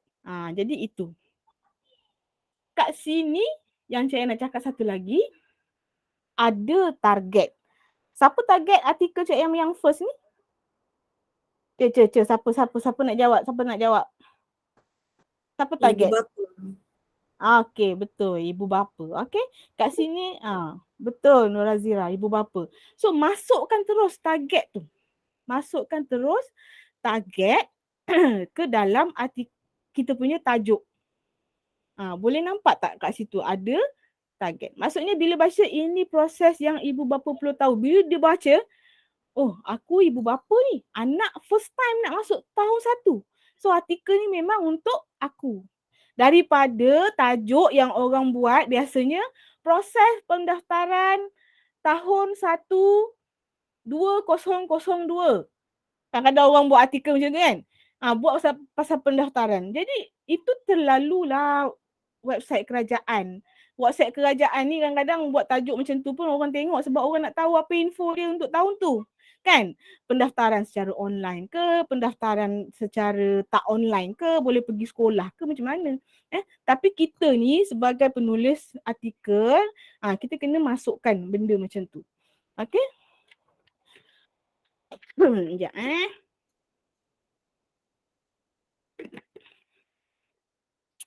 Okay, yang kedua. Macam mana ghostwriter mudahkan urusan geng mak bisnes? Ni siapa target dia? Ni siapa target dia? Suri rumah kot. Suri rumah. Okey, siapa jawab dulu? Nora Azira. Okey, suri rumah yang bergelar geng mak bisnes. Okey, geng mak bisnes. Maksudnya suri rumah yang buat bisnes-bisnes online. Kan? Suri rumah yang jual Nurasha lah. Suri rumah yang buat kek Mama Sap lah. Kan? Yang jual-jual macam tu. Sebabnya Cik Yam sebagai seorang ghostwriter, target Cik Yam memang geng mak-mak bisnes lah. Okey? Ini dekat Cik Yam punya apa? Ring mat dia untuk buat ni. So kat sini memang Cik Yam target Cik Yam memang macam tu. So maksudnya geng mak bisnes yang suri rumah yang buat kerja online ni, bisnes online. So Cik Yam adalah orang yang memudahkan kerja diorang. Maksudnya ghostwriter yang memudahkan urusan ni. Jadi artikel Cik Yam ni bila golongan yang macam tu baca, diorang akan rasa artikel tu untuk diorang lah. Okey, ataupun macam ni suri rumah nak sambung master, ini 4 perkara yang perlu diambil kira. Kat sini Cik Em punya target market pun suri rumah. Suri rumah Cik Em punya sasaran pembaca Cik Em adalah suri rumah yang nak sambung master. Maksudnya kalau korang nak sambung belajar, benda ni yang korang kena ambil kira. Sebabnya orang yang nak sambung master ni kalau dia bujang, dia boleh sambung dengan mudah je lah. Maksudnya dia bujang, sambung je lah. Tak ada siapa nak larang kan. Tapi kalau dia suri rumah yang nak sambung master, dia kena ambil kira benda ni. Jadi ini adalah contoh-contoh tajuk artikel yang mengandungi sasaran pembaca. Jadi kalau nak tulis tajuk untuk artikel korang nanti, ini yang korang kena perhatikan betul-betul. Maksudnya bila ada tajuk, tajuk tu kena masukkan sekali target. Okey, kebiasaan kena jadikan benda ni satu macam, kita jangan just duduk lepas tu tajuk. Okey, aku nak buat pasal puasa. Perkara yang membatalkan puasa. Dah. Kita kena berfikir lagi. Kita kena fikir sebelum tu. Okey, ni tajuk perkara yang membatalkan puasa ni untuk siapa kita nak tulis? Adakah kita nak tulis untuk golongan-golongan yang memang dah tahu pasal agama, pasal puasa ni, ataupun kita nak buat pasal mu'alaf contohnya. Contohnya perkara yang membatalkan puasa. Ini 5 perkara yang perlu golongan mu'alaf ambil tahu. Maksudnya kita tahu kita menulis artikel tu untuk golongan mu'alaf. Jadi katalah golongan mu'alaf ada berapa juta, katalah 1 juta mu'alaf.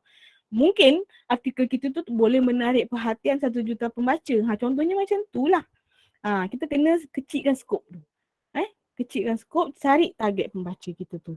Jangan menulis secara rambang. Secara rambang, 7 benda yang membatalkan puasa secara rambang. So bila secara rambang, artikel kita tu kurang mendapat perhatian. Macam tu. Okay? Okay. Okay, baca dulu yang dalam kotak ni. Tajuk siapa Abid Liu dia terlalu luas. Pembaca tak boleh bayangkan skop konten yang mereka akan dapat bila baca konten tu. Okay. Perasaan nak membaca tu tak di-tackle dengan betul lah bagi Cik Yam. Kita kena kecilkan skop. Okay, kecilkan skop. Kat sini, macam mana nak ubah tajuk ni jadi tajuk yang lebih baik. Okay, ingat tadi kan Cik Yam dah cakap tadi dekat slide yang sebelum ni. Okay. Follow target yang Cik Yam tengok kat sini yang sesuai ni adalah untuk follower Abid Liu. Boleh jadi pengikut ataupun boleh jadi orang yang taksub. Tak mustahil ada orang yang taksub dengan tokoh-tokoh ni. Especially orang yang baik, handsome, kaya pula tu macam Abid Liu kan. So tak mustahil dia ada orang yang taksub dengan dia. Jadi so cadangan tajuk daripada Cik Yam. Wow, ini 4 info pasal Abid Liu yang masih ramai pengikut dia belum tahu. Ini contoh tajuk. Cik Yam nak ubah tajuk daripada tajuk siapa Abid Liu tu. Siapa Abid Liu? Okay. Kepada ada 4 info pasal Abid Liu yang masih ramai pengikut dia belum tahu. Ini pengikut ni adalah dia punya target sasaran pembaca dia. Okay, tajuk siapa Abid Liu tu dia macam tajuk yang boleh orang cakap so what? Macam tu kan dalam bahasa pasal. Bila kita buat artikel tajuk macam tu, so what? Apa pasal siapa Abid Liu? So what? Apa yang aku nak tahu lagi? Aku dah tahu dah dia tu ustaz, dia tu selalu pergi Pakistan pula, pergi Palestin, pergi kan nak bercakap sangat kan Pakistan sampai pergi, dia selalu pergi sana sini bagi hantar bantuan lah apa kan. Maksudnya macam dah tahu, tapi bila kita tulis tajuk yang macam tu kan, ini 4 info pasal Abid Liu yang masih ramai pengikut dia belum tahu. Okay, contoh kat sini. Tip buat tajuk artikel ni satu, masukkan terus dia punya target tu, pengikut tu. Okay, lepas tu yang kedua, buat mereka rasa ada lagi yang aku belum tahu, ada 4 lagi info yang aku belum tahu ni. Mewujudkan rasa tertanya-tanya. Apa 4 info tu macam apa benda 4 info tu. Jadi bila kita buat tajuk yang macam tu, dekat konten digital kita, benda ni memang tak sesuai lah kalau nak tulis dalam buku kan. Dia memang artikel dalam untuk konten digital memang sangat sesuai. Nak letak dekat siakap keli ke apa contohnya, benda-benda macam ni. Ini memang sangat-sangat sesuai. Kan ini 4 info pasal Abid Liu yang masih ramai pengikut dia belum tahu. Okay, tajuk satu lagi, tajuk yang bagus, kita kena jelaskan apa yang pembaca akan dapat bila baca konten kita. Tajuk tu. Satu lagi yang kita kena ingat, kita kena buat pembaca jelas apa yang dia dapat bila dia baca artikel kita. Bila baca tajuk ni, pembaca dia akan jelaskan, kalau aku baca artikel ni aku akan tahu 4 info pasal Abid Liu yang orang lain belum tahu. So dia jelas kat situ. Berbanding kita tulis siapa Abid Liu. Kita bila tajuk siapa Abid Liu, ini artikel dekat dalam Cerita Malaysia. Sorry Cik Ann terpaksa cakap pasal benda ni. Cerita Malaysia. Cik Ann pun tak tahu siapa penulis dia. Kita tak tahu apa yang kita akan dapat. Apa yang kita akan dapat bila kita baca keseluruhan artikel tu. Bila kita baca baru kita tahu, rupanya ni. So tak nak bagi pembaca yang macam tu.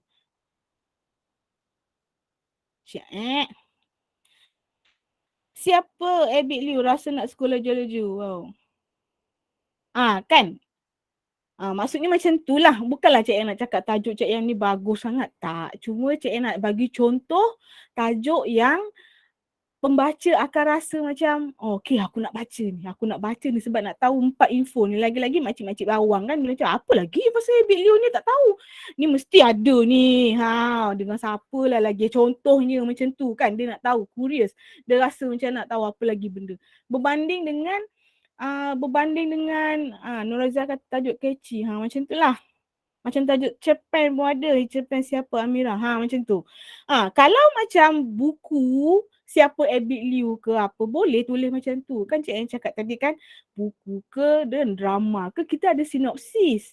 Tu tak? Ada sinopsis dekat belakang dia. Kita boleh baca. Tapi kalau artikel dia tak ada. Jadi kita kena terus bagi tahu. Miss sini dengar ni, aku nak cakap pasal benda ni. Contohnya macam tu. Miss sini makcik-makcik bawang ataupun Miss sini orang yang tak sop dengan Abid Liu, aku nak cakap ni ada 4 info lagi yang korang tak tahu. Aku tahu. Miss baca artikel aku. Dia lebih kurang macam tu. Kan?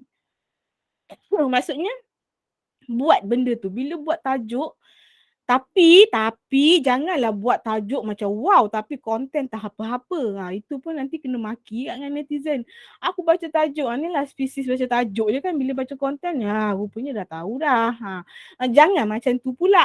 Jangan mempermain-mainkan perasaan pembaca kita dengan tajuk-tajuk yang hyperbola, dengan tajuk-tajuk yang hadapkan viral saja. Bukannya macam tu. Maksudnya tajuk kita mesti kena dengan kita punya konten, tapi tajuk tu tepat pada target dia supaya pembaca yang tepat dengan apa yang kita nak sasarkan tu. Macam tu. Itu pun ya juga. Cik Bob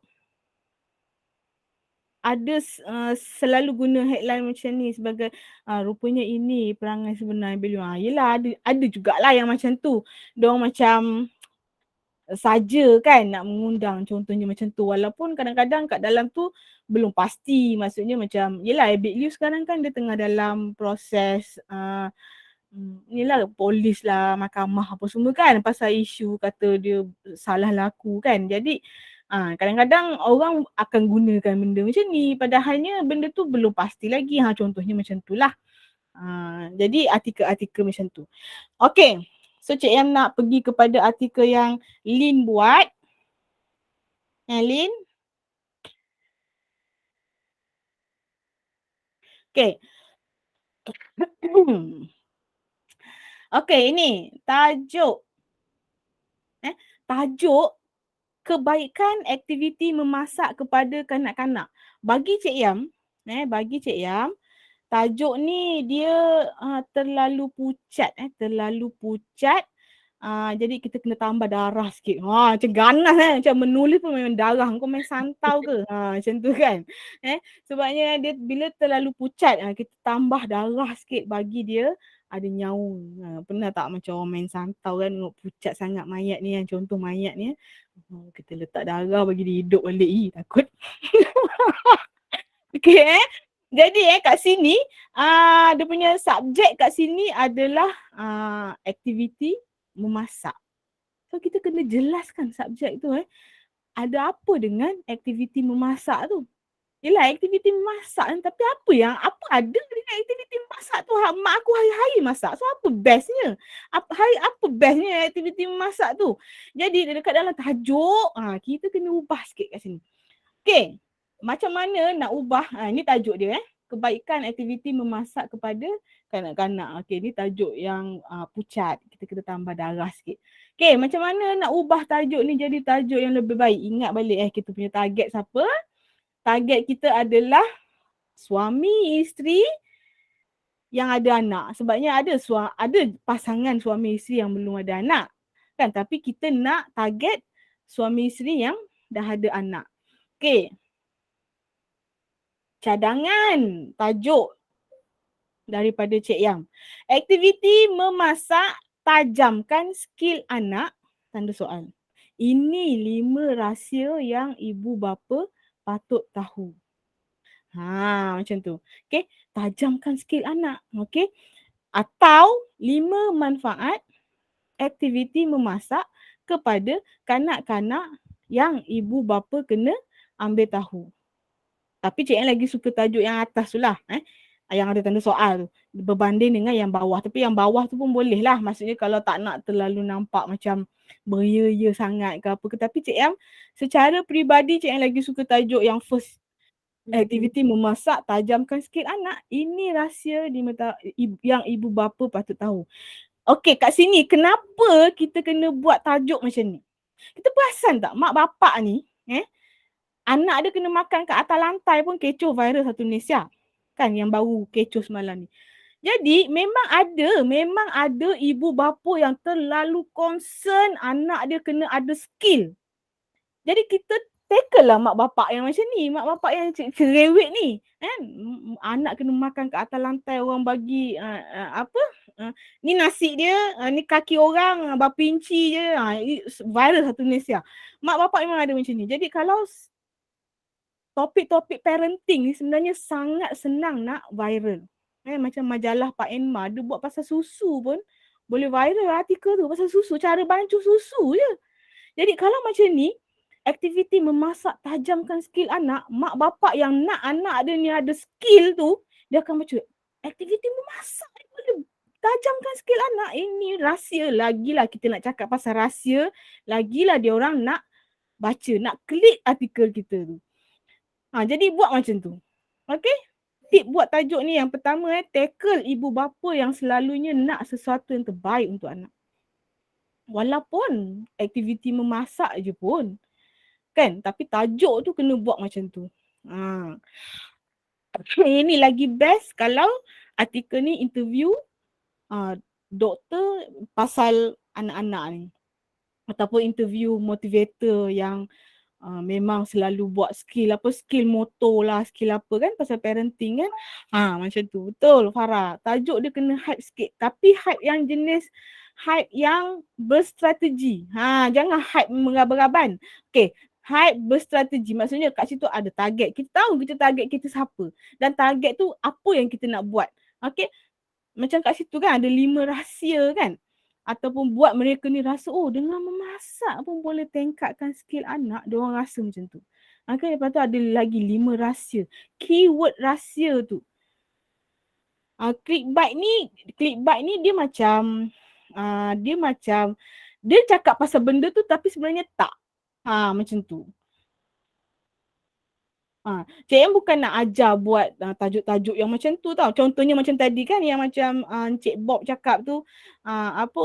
Rupa-rupanya ini pasal Abid Liu. Tapi kalau benda tu dalam benda yang positif, okey. Contohnya macam tajamkan aktiviti anak, ini 5 rahsia. Tapi dalam tu kita memang cakap pasal 5 rahsia pun. Dan 5 rahsia tu memang betul-betul boleh dibuat. Dia bukan satu benda yang kita tulis macam beria-ia tapi bila artikel dia sebenarnya tak ada apa pun. Macam tu. Ada artikel-artikel yang macam tu. Kan nanti kalau Cik Ann jumpa tu Cik Ann masukkan link tu dekat dalam korang punya ni. Contohnya lah macam yang selalu diorang buat kan. Kadang-kadang yang diorang ambil konten dalam TikTok.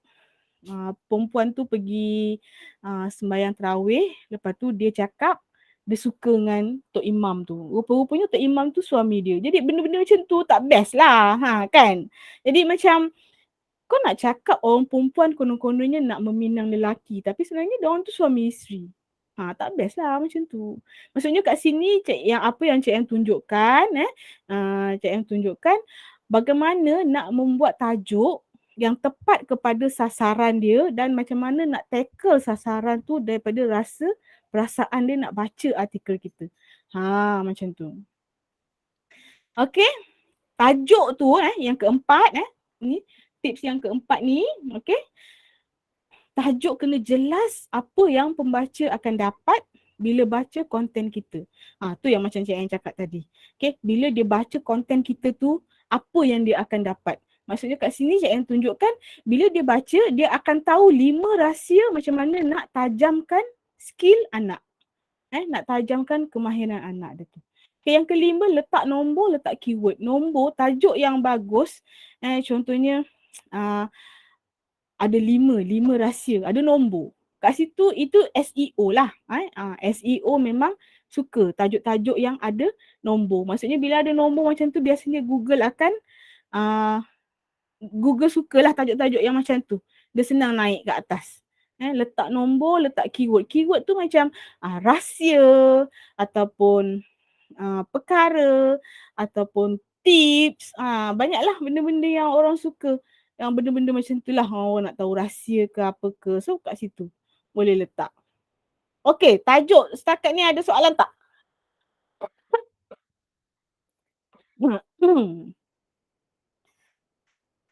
Ada soalan pasal tajuk? Pani jangan buat tajuk-tajuk pucat nanti Cik Ayang kirim darah nanti.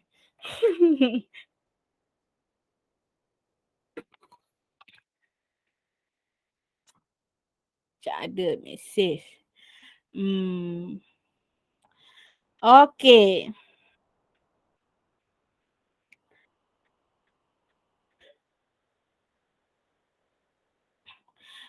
SEO. Okey, SEO ni dia dari SEO ni dia ambil daripada kita punya, dia ada 3 tempat tak salah saya. Tajuk, intro dengan subtajuk. Sebab tu artikel kena ada subtajuk. Tak boleh tak ada subtajuk. Sebab dia dimasukkan dalam SEO. Subtopik. Tajuk-tajuk kecil tu. Dimasukkan kat situ. Dekat dalam tajuk, memang dikira. Dekat intro dan juga dekat kita punya tajuk-tajuk kecil tu. Jadi sebab tu artikel yang ada tajuk kecil dia lagi senang Google nak tolong naikkan ke atas lah. Macam tu. Okey. Tajuk dah habis. Kan dah habis. Lagi 3 je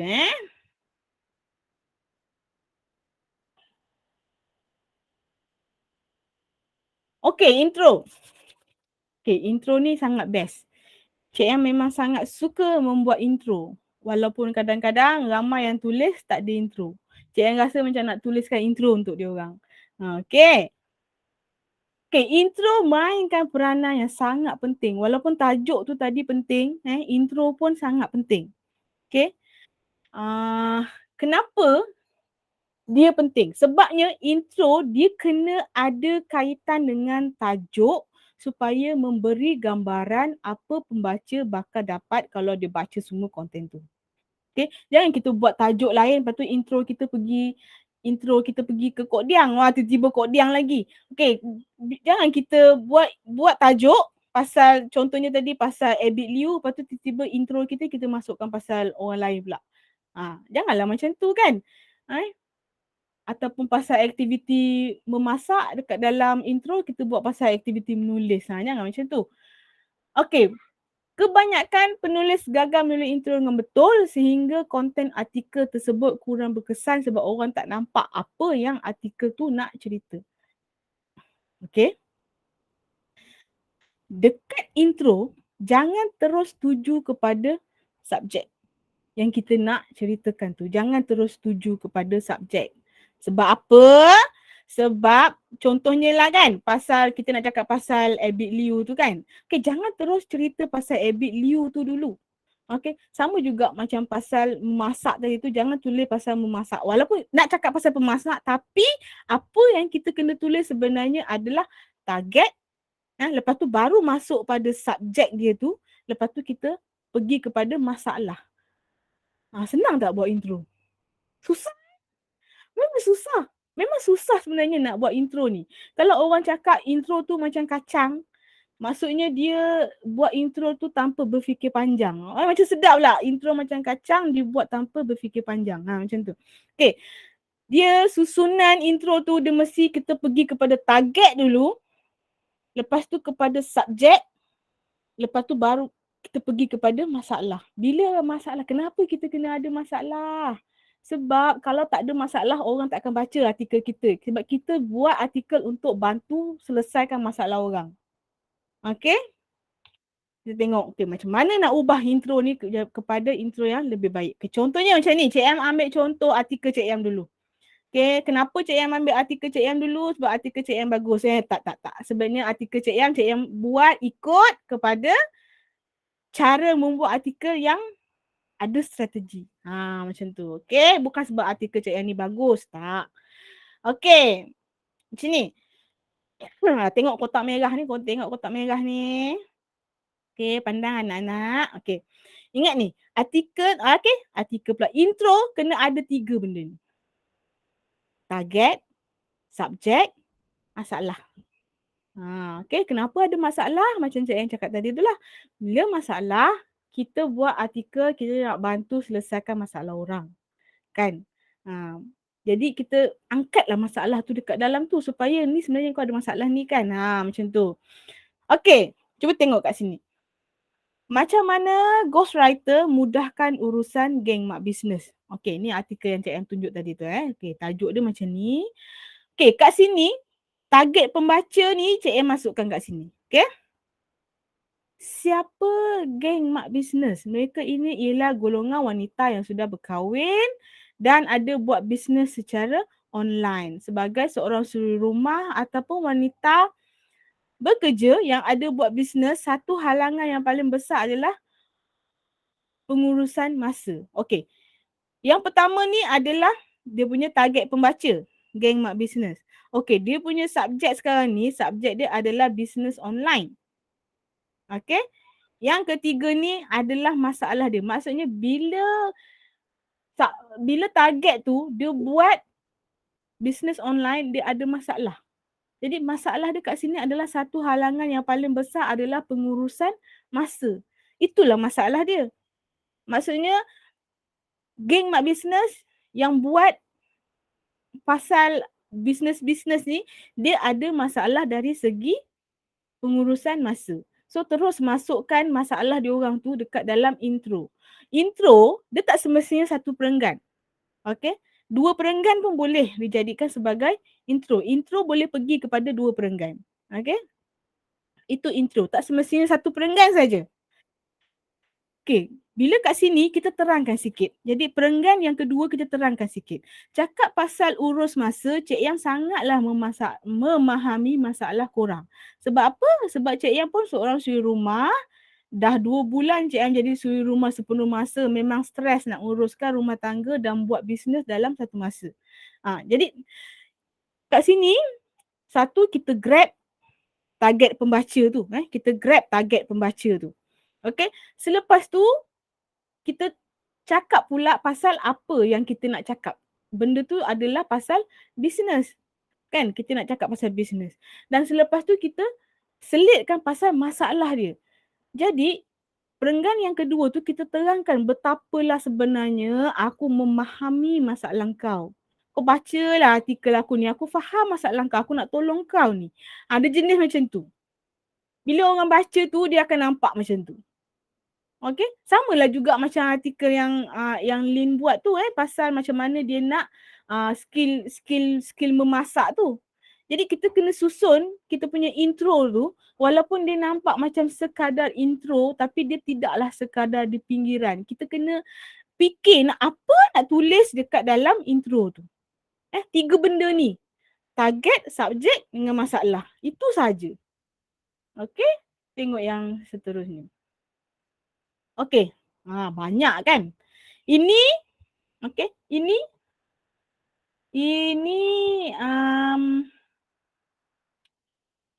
ini intro yang dibuat dekat dalam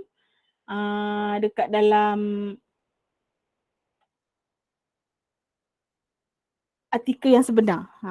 Terkendala pula. Okey, ni artikel yang sebenar Namanya tidak asing lagi dalam kalangan rakyat Malaysia. Sebut saja nama Abid Liu dari anak kecil sehinggalah orang tua tak kira bangsa dan agama sudah pasti mengenalinya. Okey, yang pertama Cik Em nak selip dulu sebelum Cik Em terangkan pasal tips nak tulis intro. Kejap Cik Em punya bateri nak habis jap.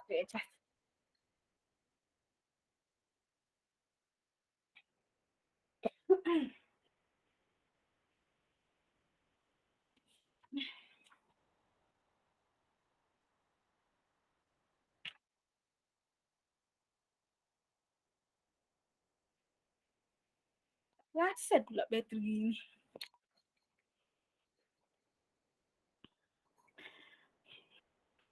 Okey. Korang pernah dengar tak perkataan overclaim? Okay. Pernah dengar overclaim? Overclaim ni dia bukan dekat dalam copywriting je tau overclaim. Tak. Overclaim ni dia dekat dalam artikel pun kadang-kadang Nora Zira. Okay. Overclaim ni dekat dalam intro pun kadang-kadang kita tak perasan kita buat benda-benda yang overclaim. Ini intro overclaim lah ni. Namanya tidak asing lagi dalam kalangan rakyat Malaysia. Okay, itu fine. Fine. Okay, nama dia tak asing lagi. Abid Liu orang kenal. Tapi sebut saja siapa Abid Liu dari anak kecil sehinggalah orang tua, tak kira bangsa dan agama sudah pasti mengenali. Ini sangat overclaim. Tak boleh. Macam mana dia claim dari anak kecil, anak Cik Yam dah umur 7 tahun tak kenal pun Abid Liu? Kan? Mungkin ada juga anak orang lain, cuba tanya anak kecil tu kecil mana? Takkanlah budak tak kenal. Anak saya pun, dia kenal ke? Anak umur berapa Nora Zira? Tak kenal kan? So macam mana dia boleh buat intro yang sangat 10 tahun? See? Tak kenal. Tak semestinya kenal. Ya Allah, macam manalah dia boleh buat intro macam ni Macam bukanlah nak cakap apa, tapi macam intro tu sangat overclaim. Tak boleh tu sebut saja nama Abid Liu dari anak kecil sehinggalah orang tua, tak kira bangsa dan agama. Intro tak sok. Bob, Cik Bob. Panggil Cik Bob ke? Cik Bob, okey. Tak semestinya. Okey. Boleh. Okey, tak boleh buat intro macam tu. Dari anak kecil sampai lepas tu tak kira bangsa, agama. Tak boleh lah tulis intro macam tu. Dia sangat overclaim. Okey, susuk tubuh yang semakin kurus, yang sentiasa berjubah berkopiah putih memberikan rasa tenang sebaik saja melihat wajahnya. Cik M boleh terima kan, tersenyum je kan. Tapi makin kurus ke? Dia timbang apa? Dia timbang Abid Liu tu ke macam mana? Cik M tengok dia dari dulu sampai sekarang sama je. Dia lain lah kalau macam Adibah Nur, lepas tu tiba-tiba jadi macam Mama Embong, bolehlah cakap dia makin kurus, nampak obvious. Tapi Abid Liu ni macam mana dia boleh cakap dia semakin sentiasa berjubah? Of course lah, dia memang banyak berjubah. Tapi macam dia cakap semakin kurus lah. Satu lagi yang overclaim tu lah, sebut saja nama. So ini intro yang sangat tak sepatutnya ditulis macam tu Okay, tengok yang atas ni. Okay, jangan terus tuju kepada subjek. Okay, tapi pergi dulu kepada pembaca. Pembaca tu, target pembaca dulu. Okay, subjek dia tu Abid Liu. Okay, konsep intro kita nak bagi tahu pembaca apa yang mereka dapat. Apa yang mereka dapat kalau baca kita punya konten tu sampai habis. Okay, dia boleh 1 atau 2 perenggan. Asalkan tak melirik lah, 1 atau 2 perenggan should be okay. Okay, target pembaca kita tadi adalah follower dia ataupun yang tadi yang macam Cik Bob cakap tu lah, macam dia punya apa, yang pentak sok tu kan. Okay. Korang tadi tajuk dia apa? Wow, ini 4 info pasal Abid Liu yang masih ramai pengikut dia belum tahu. Okay. So intro yang Cik M buat kat sini, Cik M ubah daripada intro yang overclaim ni. Okay. Cik M buat adalah korang mengaku sebagai pengikut Ustaz Abid Liu. Tolonglah jangan mengaku sebegitu kalau korang belum tahu 4 info mengenai ustaz yang masih dalam urusan mahkamah terhadap beberapa pertuduhan jenayah salah laku. Okay. Orang kata tak kenal maka tak cinta. Jadi tak cukup lengkap kalau korang mengaku sebagai pengikut tapi tak kenal siapa yang bila. Ini saja intro panas. Okay. Intro panas nak bagi orang yang follower dia tu rasa macam penulis ni nak apalah sebenarnya kan. Macam sajalah kita nak tackle dia. Kau cakap kau pengikut tapi kau tak tahu 4 info ni. Macam tu. Okey, kat sini target pembaca dia adalah pengikut. Dia punya subjek tu Ustaz Abid Liu, masalah dia tak kenal maka tak cinta. Sebenarnya kau cakap je kau tu pengikut dia tapi sebenarnya kau tak kenal pun. Itu masalah dia. Okey? Tapi boleh lah kalau nak buat yang positif sikit, yang jangan terlalu macam nak kecam pengikut dia kan. Kita buat macam yang agak lembut sikit. Korang mengaku sebagai pengikut Ustaz Abid Liu, tolonglah jangan mengaku sebegitu. Kalau korang belum tahu, 4 info mengenai Ustaz yang banyak melakukan kerja kemasyarakatan sama ada di dalam maupun luar negara. Macam tu. Okay. Jangan cakap pasal mahkamah tu, tapi cakap pasal kerja-kerja kemasyarakatan yang dia buat tu. Okey. Seterusnya, kita terus masukkan kepada ayuh kita ketahui 4 info mengenai UEL yang semestinya menarik. Terus masukkan macam tu. Maksudnya perenggan yang kedua terus cakap. Okey, lepas ni aku nak terus nak cakap pasal 4 info tu. Okey? Maksudnya macam tu. Terus je. Daripada tajuk, intro tadi tu, intro masukkan 3 benda tu. Target, subjek dengan masalah. Terus masuk kepada, okey, ini 4 info yang saya nak tulis. Ini 4 info yang saya nak bagi tahu. Macam tu. Okey. Jelas?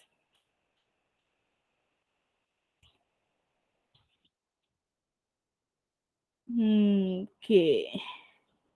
Jelas. Okay. Thank you. Okay. Kita pergi kepada artikel yang pasal memasak tu. Okay. Intro. Okay. Okay. Yang kat atas ni sebenarnya saya nak cakap pasal bukan madu nak buat pasal masak macam mana boleh keluar madu pula ni. La ilaha illallah. Okay, ini dia punya intro. Kebaikan memasak kepada kanak-kanak. Okay, ni intro yang Lin buat. Dunia kanak-kanak penuh dengan rasa ingin tahu dan rasa ingin, Cik N tak nampak yang kat sini. Dan rasa ingin meneroka. Itulah dia. Macam mana tak tahu. Ni mesti masa tulis slide ni laki aku ada cakap apa-apa. Okay. Ingin meneroka sesuatu yang menakjubkan. Kita sebagai ibu bapa haruslah bijak menyediakan aktiviti untuk mengoptimumkan tahap kreativiti mereka. Memasak adalah antara aktiviti yang sesuai untuk meningkatkan daya kreativiti dan pengetahuan kanak-kanak.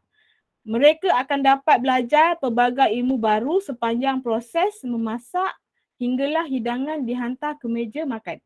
Okey, bila baca ayat intro ni, Cik N dah tahu dah penulis ni macam mana sebenarnya. Sekilas intro di skrin, aku kenal penulis ni macam mana. Okey. Penulis ni sebenarnya dia cenderung yang bagusnya, Cik N cakap yang bagus dulu ya. Yang bagusnya dia ayat dia pendek-pendek. Ayat pendek-pendek tu adalah satu kriteria yang bagus untuk menulis artikel. Okey, maksudnya dia bukanlah jenis penulis novel yang suka berselindung di sebalik dedaun dan rimbun. Dia ni macam tu.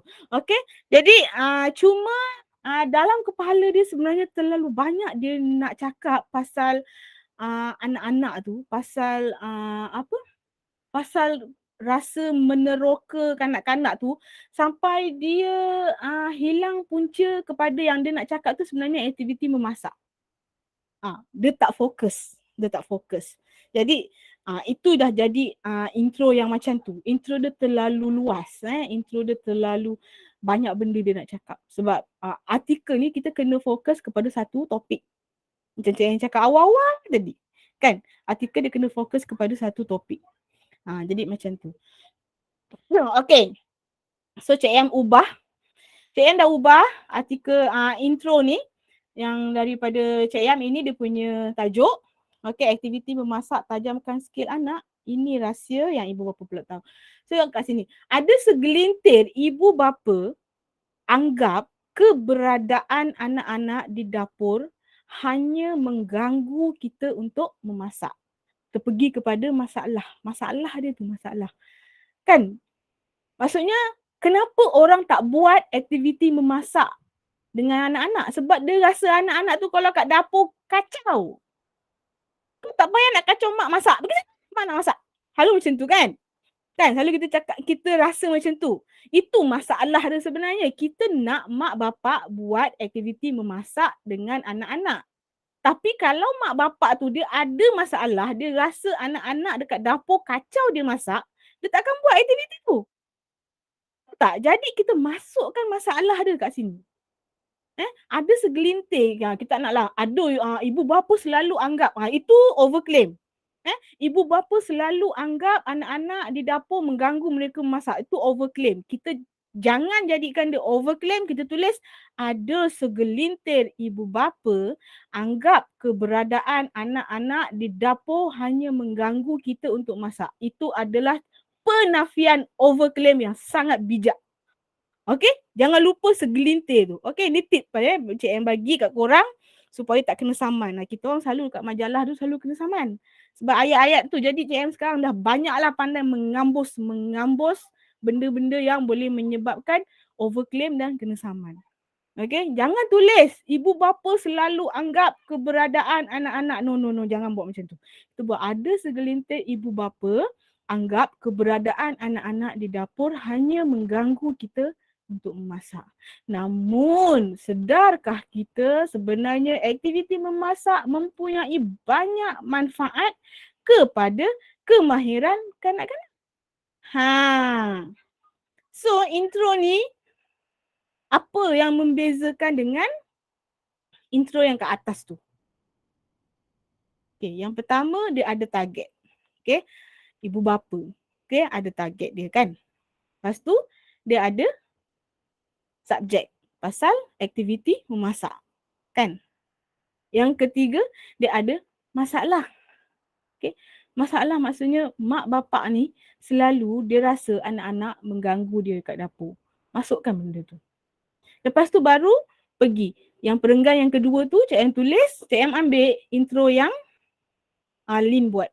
Okay, dunia kanak-kanak penuh dengan rasa ingin tahu dan kita sebagai ibu bapa haruslah bijak menyediakan aktiviti untuk mengoptimumkan tahap kreativiti mereka. Memasak adalah aktiviti yang sesuai untuk meningkatkan daya kreativiti dan pengetahuan kanak-kanak. Ini 5 manfaat aktiviti memasak yang ibu bapa kena ambil tahu.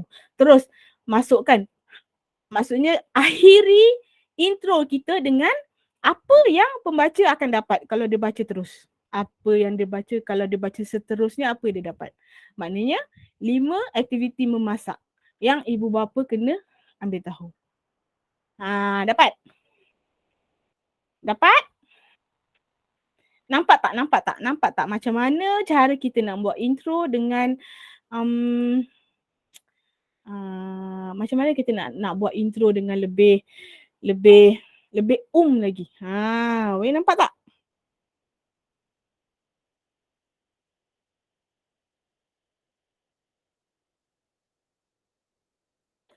Okey. Kalau tak ada soalan, kita pergi yang seterusnya. Okey, so ni intro Cik yang buat 2 perenggan Kebiasaannya macam itulah. Okey. Target, tajuk, intro. Dah sampai sini dah. Target, tajuk, intro. So sekarang kita nak pergi content. Okey, faham Cik Yang, betul, tak tahu nak fokus untuk intro, betul. So kalau Cik Yang cakap tadi intro tu kita fokus dengan 3 benda tu lah. Target, subjek dia dengan masalah. Kita masukkan masalah.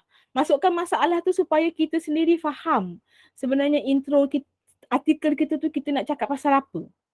Kalau kita tak masukkan masalah, kita macam tak ada masalah tu yang jadi intro kita tu macam luas sangat pergi dia. Dia tak betul-betul firm.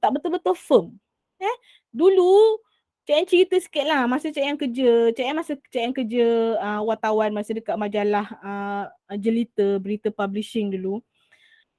Cik Yang buat intro. Cik M ni diajar, Cik M adalah wartawan yang diajar dengan cara keras tau. Editor Cik Yang cakap, kau stupid, kau buat artikel ni stupid lah. Macam dia dulu kita buat print. Dulu kan kaya, kertas tu boleh beli masa kan. Dia tak ada nak penjimatan kertas tu tak ada. So bila artikel kita siap je kita print. Dia koyak macam tu je artikel kita. Jadi Cik M dia ajar, dia pernah jerit. Awak punya artikel artikel ni macam penutup apa dia cakap, awak punya intro ni macam penutup, buat balik. Dia buat macam tu. Sebabnya dulu Cik Yang suka ingatkan intro tu macam konklusi kan, macam penutup. Jadi buat artikel intro dengan penutup, Cik Yang macam tak berapa nak faham. Apa beza intro dengan penutup? Macam sama je. Tu yang kena jerit tu. Bila kena jerit tu yang jadi lebih bila nak tulis intro tu kan menggigil tangan nak type. Apa aku nak tulis. Jadi tapi bila Cik Yang buat intro yang macam ni, selalunya artikel Cik Yang selamat. Macam itulah. Kita kena masukkan, kita nak cakap subjek, target kita tu dengan kita punya masalah. Okay.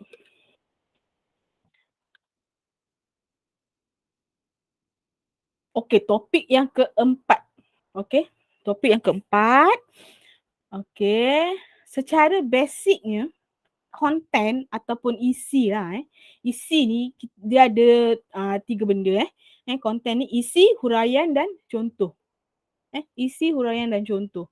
Kalau kita buat benda macam ni, ada isi, lepas tu kita huraikan dengan kita bagi contoh, selalunya artikel tu orang lebih faham dan itu adalah artikel yang nampak macam lebih profesional berbanding dengan kita tak ada tulis, kita menghurai tanpa contoh. Lagi-lagi kalau tak diisi. Macam tu ataupun isi dia tu kurang menarik. Dia jadi macam tu. Okay, kalau konten jenis tip ataupun panduan, macam yang artikel yang Abid Liu tu dia bukan jenis tip ataupun panduan lah. Dia lebih kepada penceritaan sebagai satu tokoh. Okay, tapi kalau macam tip yang pasal memasak tu, okay, yang itu adalah tip sebagai tip ataupun panduan, artikel yang berbentuk macam tu, kita boleh bahagikan kepada bentuk yang secara numbering, bernombor 1, 2, 3, 4 ataupun bahagikan kepada tajuk-tajuk kecil. So itu. So kenapa kita kena buat konten tu dalam bentuk yang macam tu? Sebab konten yang begitu dia nampak lebih kreatif dan orang tak bosan nak baca. Orang terus nampak, okay, 1 apa, 2 apa, 3 apa, senang. Senang macam tu. Orang dekat dalam website kadang-kadang orang tak ada masa nak membaca artikel yang terus panjang macam tu. Dia kena ada pembahagian, ada slot-slot dia supaya lebih menarik. Okay? Okay, ini. Korang nampak tak? Ini adalah konten asal yang Cik Yam dah copy paste masuk dalam satu slide. So dia nampak macam kecil-kecil lah. So dia macam ni konten dia, ini dia punya isi. Dia mulakan konten dia dengan Abid Liu atau nama asalnya Abid Irawan bin Ibrahim Liu dan nama lahirnya ialah Liu Yun Pao. Dilahirkan pada 21 Disember 1984 yang berbangsa Cina. Beliau lahir sememangnya beragama Islam namun mula mendalami Islam ketika berusia 12 tahun. Beliau yang berasal dari Muazzam Shah Pahang merupakan anak ketiga daripada 12 orang adik-beradik. Okay, dan selebihnya korang boleh bacalah bla bla bla bla, dia cerita macam tu. Ini bukan artikel. Okay, apa yang Cik Yang boleh cakap ini sebenarnya adalah jenis buku. Sebabnya dekat atas tu dia bagi cerita sejarah Abid Liu tu.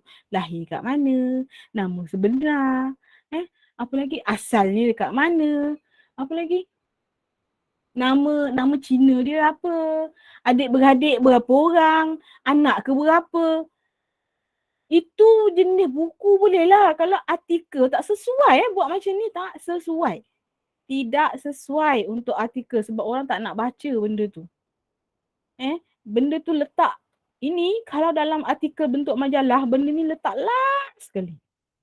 Bukan dijadikan sebagai konten isi yang pertama. Tak boleh macam tu. Dia letak last sekali. Okay. Lepas tu dia ada subtopik. Okay, ada subtopik tu memang bagus lah. Subtopik dia kenali siapa Abid Liu. Bukan tadi tajuk atas dia siapa Abid Liu. tajuk dia tadi yang kat atas tu siapa Abid Liu kan. Lepas tu yang dekat sini subtopik dia pergi buat lagi kenali siapa Abid Liu. Redundant. Okay, redundant. Benda tu berulang. Tajuk dengan subtopik lebih kurang sama je. Okay. Lepas tu kat sini suami dan bapa penyayang. Okay, suami dan bapa penyayang. Lepas tu Abid Liu bersama isteri dan anak. Lepas tu kat sini kejayaan Ustaz Abid Liu. Sekejap dia guna Ustaz Abid Liu, sekejap dia guna Abid Liu. Sekejap lagi kat bawah dia tulis Liu je. Okay, pembukaan Liu Smart. Okay, perniagaan Paramount Coffee House. Program TV. Dekat program TV ni dia ulang balik kat sini. Cuba tengok kat sini Dia ulang balik. Siapa Abid Liu? Ustaz Abid Liu adalah pendakwa bebas. Dia guna lagi tajuk siapa Abid Liu. Aku tak tahulah kenapa dia suka sangat dengan ayat siapa Abid Liu ni. Okay. Ustaz Abid Liu adalah pendakwa bebas yang menyertai program reality show berkaitan agama. Okay, itulah dia. Okay, ni dia punya konten. Okay. Okay, konten ni artikel pasal individu ataupun kalau kita menulis pasal seseorang, tokoh, okay, elak kita start artikel pasal butir diri orang tu. Macam yang Cik Ain cakap tadi lah, dia start dengan nama Abid Liu, adik-beradik berapa orang, lahir kat mana, asal mana.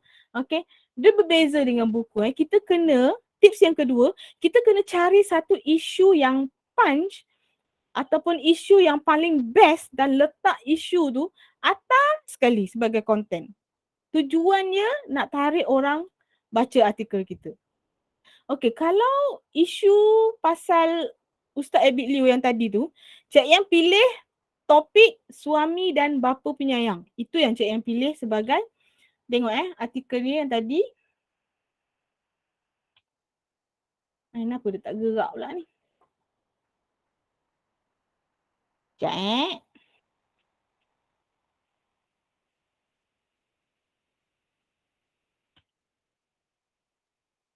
Okay.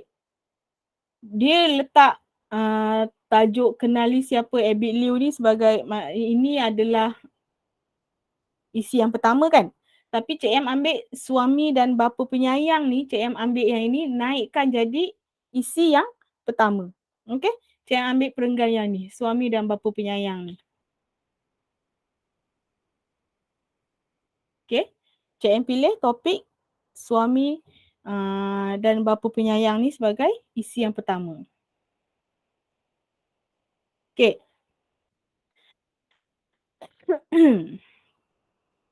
Okay, konten yang pertama. Suami dan bapa penyayang. Itu adalah isi yang pertama. Tapi macam mana nak jadikan dia lebih menarik, tajuk suami dan bapa penyayang tu, Cik Yang ubah, kita gunakan tajuk yang lebih menarik. So kalau orang perempuan baca, kalau bapa dan perkataan penyayang tu, kita macam penyayang tak best sangat, tapi kita lebih suka romantik, betul tak? So kita ubahlah tajuk tu, tajuk isi tu, kita jadikan suami romantik. Macam tu. So dekat subtopik pun kita kena pilih perkataan yang menarik. Okey, suami romantik. So kat sini ayat dia, beliau yang memberikan ceramahnya dalam program Keluarga Sunnah sering mengatakan seorang suami perlulah memanggil isteri dengan panggilan yang baik-baik dan penuh kasih sayang. Sebagaimana beliau sering mengungkapkan gelaran bidadari syurga kepada isterinya. Okey tu. So kita Cik Yang ubah, korang dah tahu ke UEL ni sebenarnya seorang suami romantik? Memang jelas nampak romantiknya UEL apabila beliau panggil isterinya dengan panggilan bidadari. Okey, ni huraian Huraian dia Cik Em buatlah pasal program Keluarga Sunnah yang beliau anjurkan. Beliau sering beliau ulang-ulang mengatakan suami perlu panggil isteri dengan panggilan penuh kasih sayang. Barulah rasa cinta itu berkekalan. Okey, contohnya kat sini Cik Em masukkan contoh kan. Konten kita kena ada isi, huraian dan contoh. Okey, contoh kat sini Cik masukkan sebagai contoh baru-baru ini UiA bercuti di Genting Highlands sebelum tibanya Ramadan. So kita masukkan. Nak kuatkan info tu masukkan je link status Ustaz Abid Liu ni ataupun kita screenshot. Kita screenshot masukkan dekat dalam artikel kita. So nampaklah Abid Liu ni ada. Maksudnya ada proof yang mengatakan ada bukti yang mengatakan Abid Liu ni suami romantik. Sebelum puasa pergi bawa isi jalan-jalan dulu. So romantik lah kat situ. Berbanding dengan konten yang setakat cakap je. Tak ada bukti, tak ada contoh. Okay, nampak beza tak kat sini? Kat sini maksudnya artikel ni dia ada isi tapi dia ada huraian tapi dia tak masukkan contoh. Tapi artikel yang kita buat, kita masukkan isi, kita huraikan isi kita tu dan kita masukkan contoh. Contoh tu kita ambil lah kat dalam Facebook Abid Liu. Itulah, ini contoh yang Cik Ann nak tunjukkan macam mana artikel yang berkriteria yang baik, kita kena ada satu penambahan info. Yang macam yang Cik Ann terangkan tadi kan dalam ciri-ciri artikel yang baik tu kan. Macam tu. Okay. So ini masukkan sekali contoh dia. Yang ini, yang huraian yang ini Cik Ann ambil yang kat sini sebab dia ada kod tu kan. Kod dia jangan kena kod dengan isteri dan anak-anak. Beri kasih sayang, pelukkan dan kasih sayang. Tanpa doa bidadari saya dan anak-anak pasti. Ini adalah kod. Yang tu Cik Ann ambil daripada artikel yang asal. So macam itulah. Maksudnya kita kena bagikan contoh. Masukkan contoh kita ambil daripada Facebook dia ke. Nampaklah dia tu sebagai suami romantik. Macam tu. Okay, so sekarang 9. Tadi kita start pukul 9.30, 10.30. Ni dah sekarang dah 11.30, dah 2 jam. Okay, ini kita konten yang pertama kan. Okay, so kita take file sekejap. 5 minit ke 10 minit macam tu, nanti kita masuk balik. Boleh? Boleh? Okay, nanti kita masuk balik 5 minit atau 10 minit. Pergi toilet ke, nak buat kopi ke. Okay?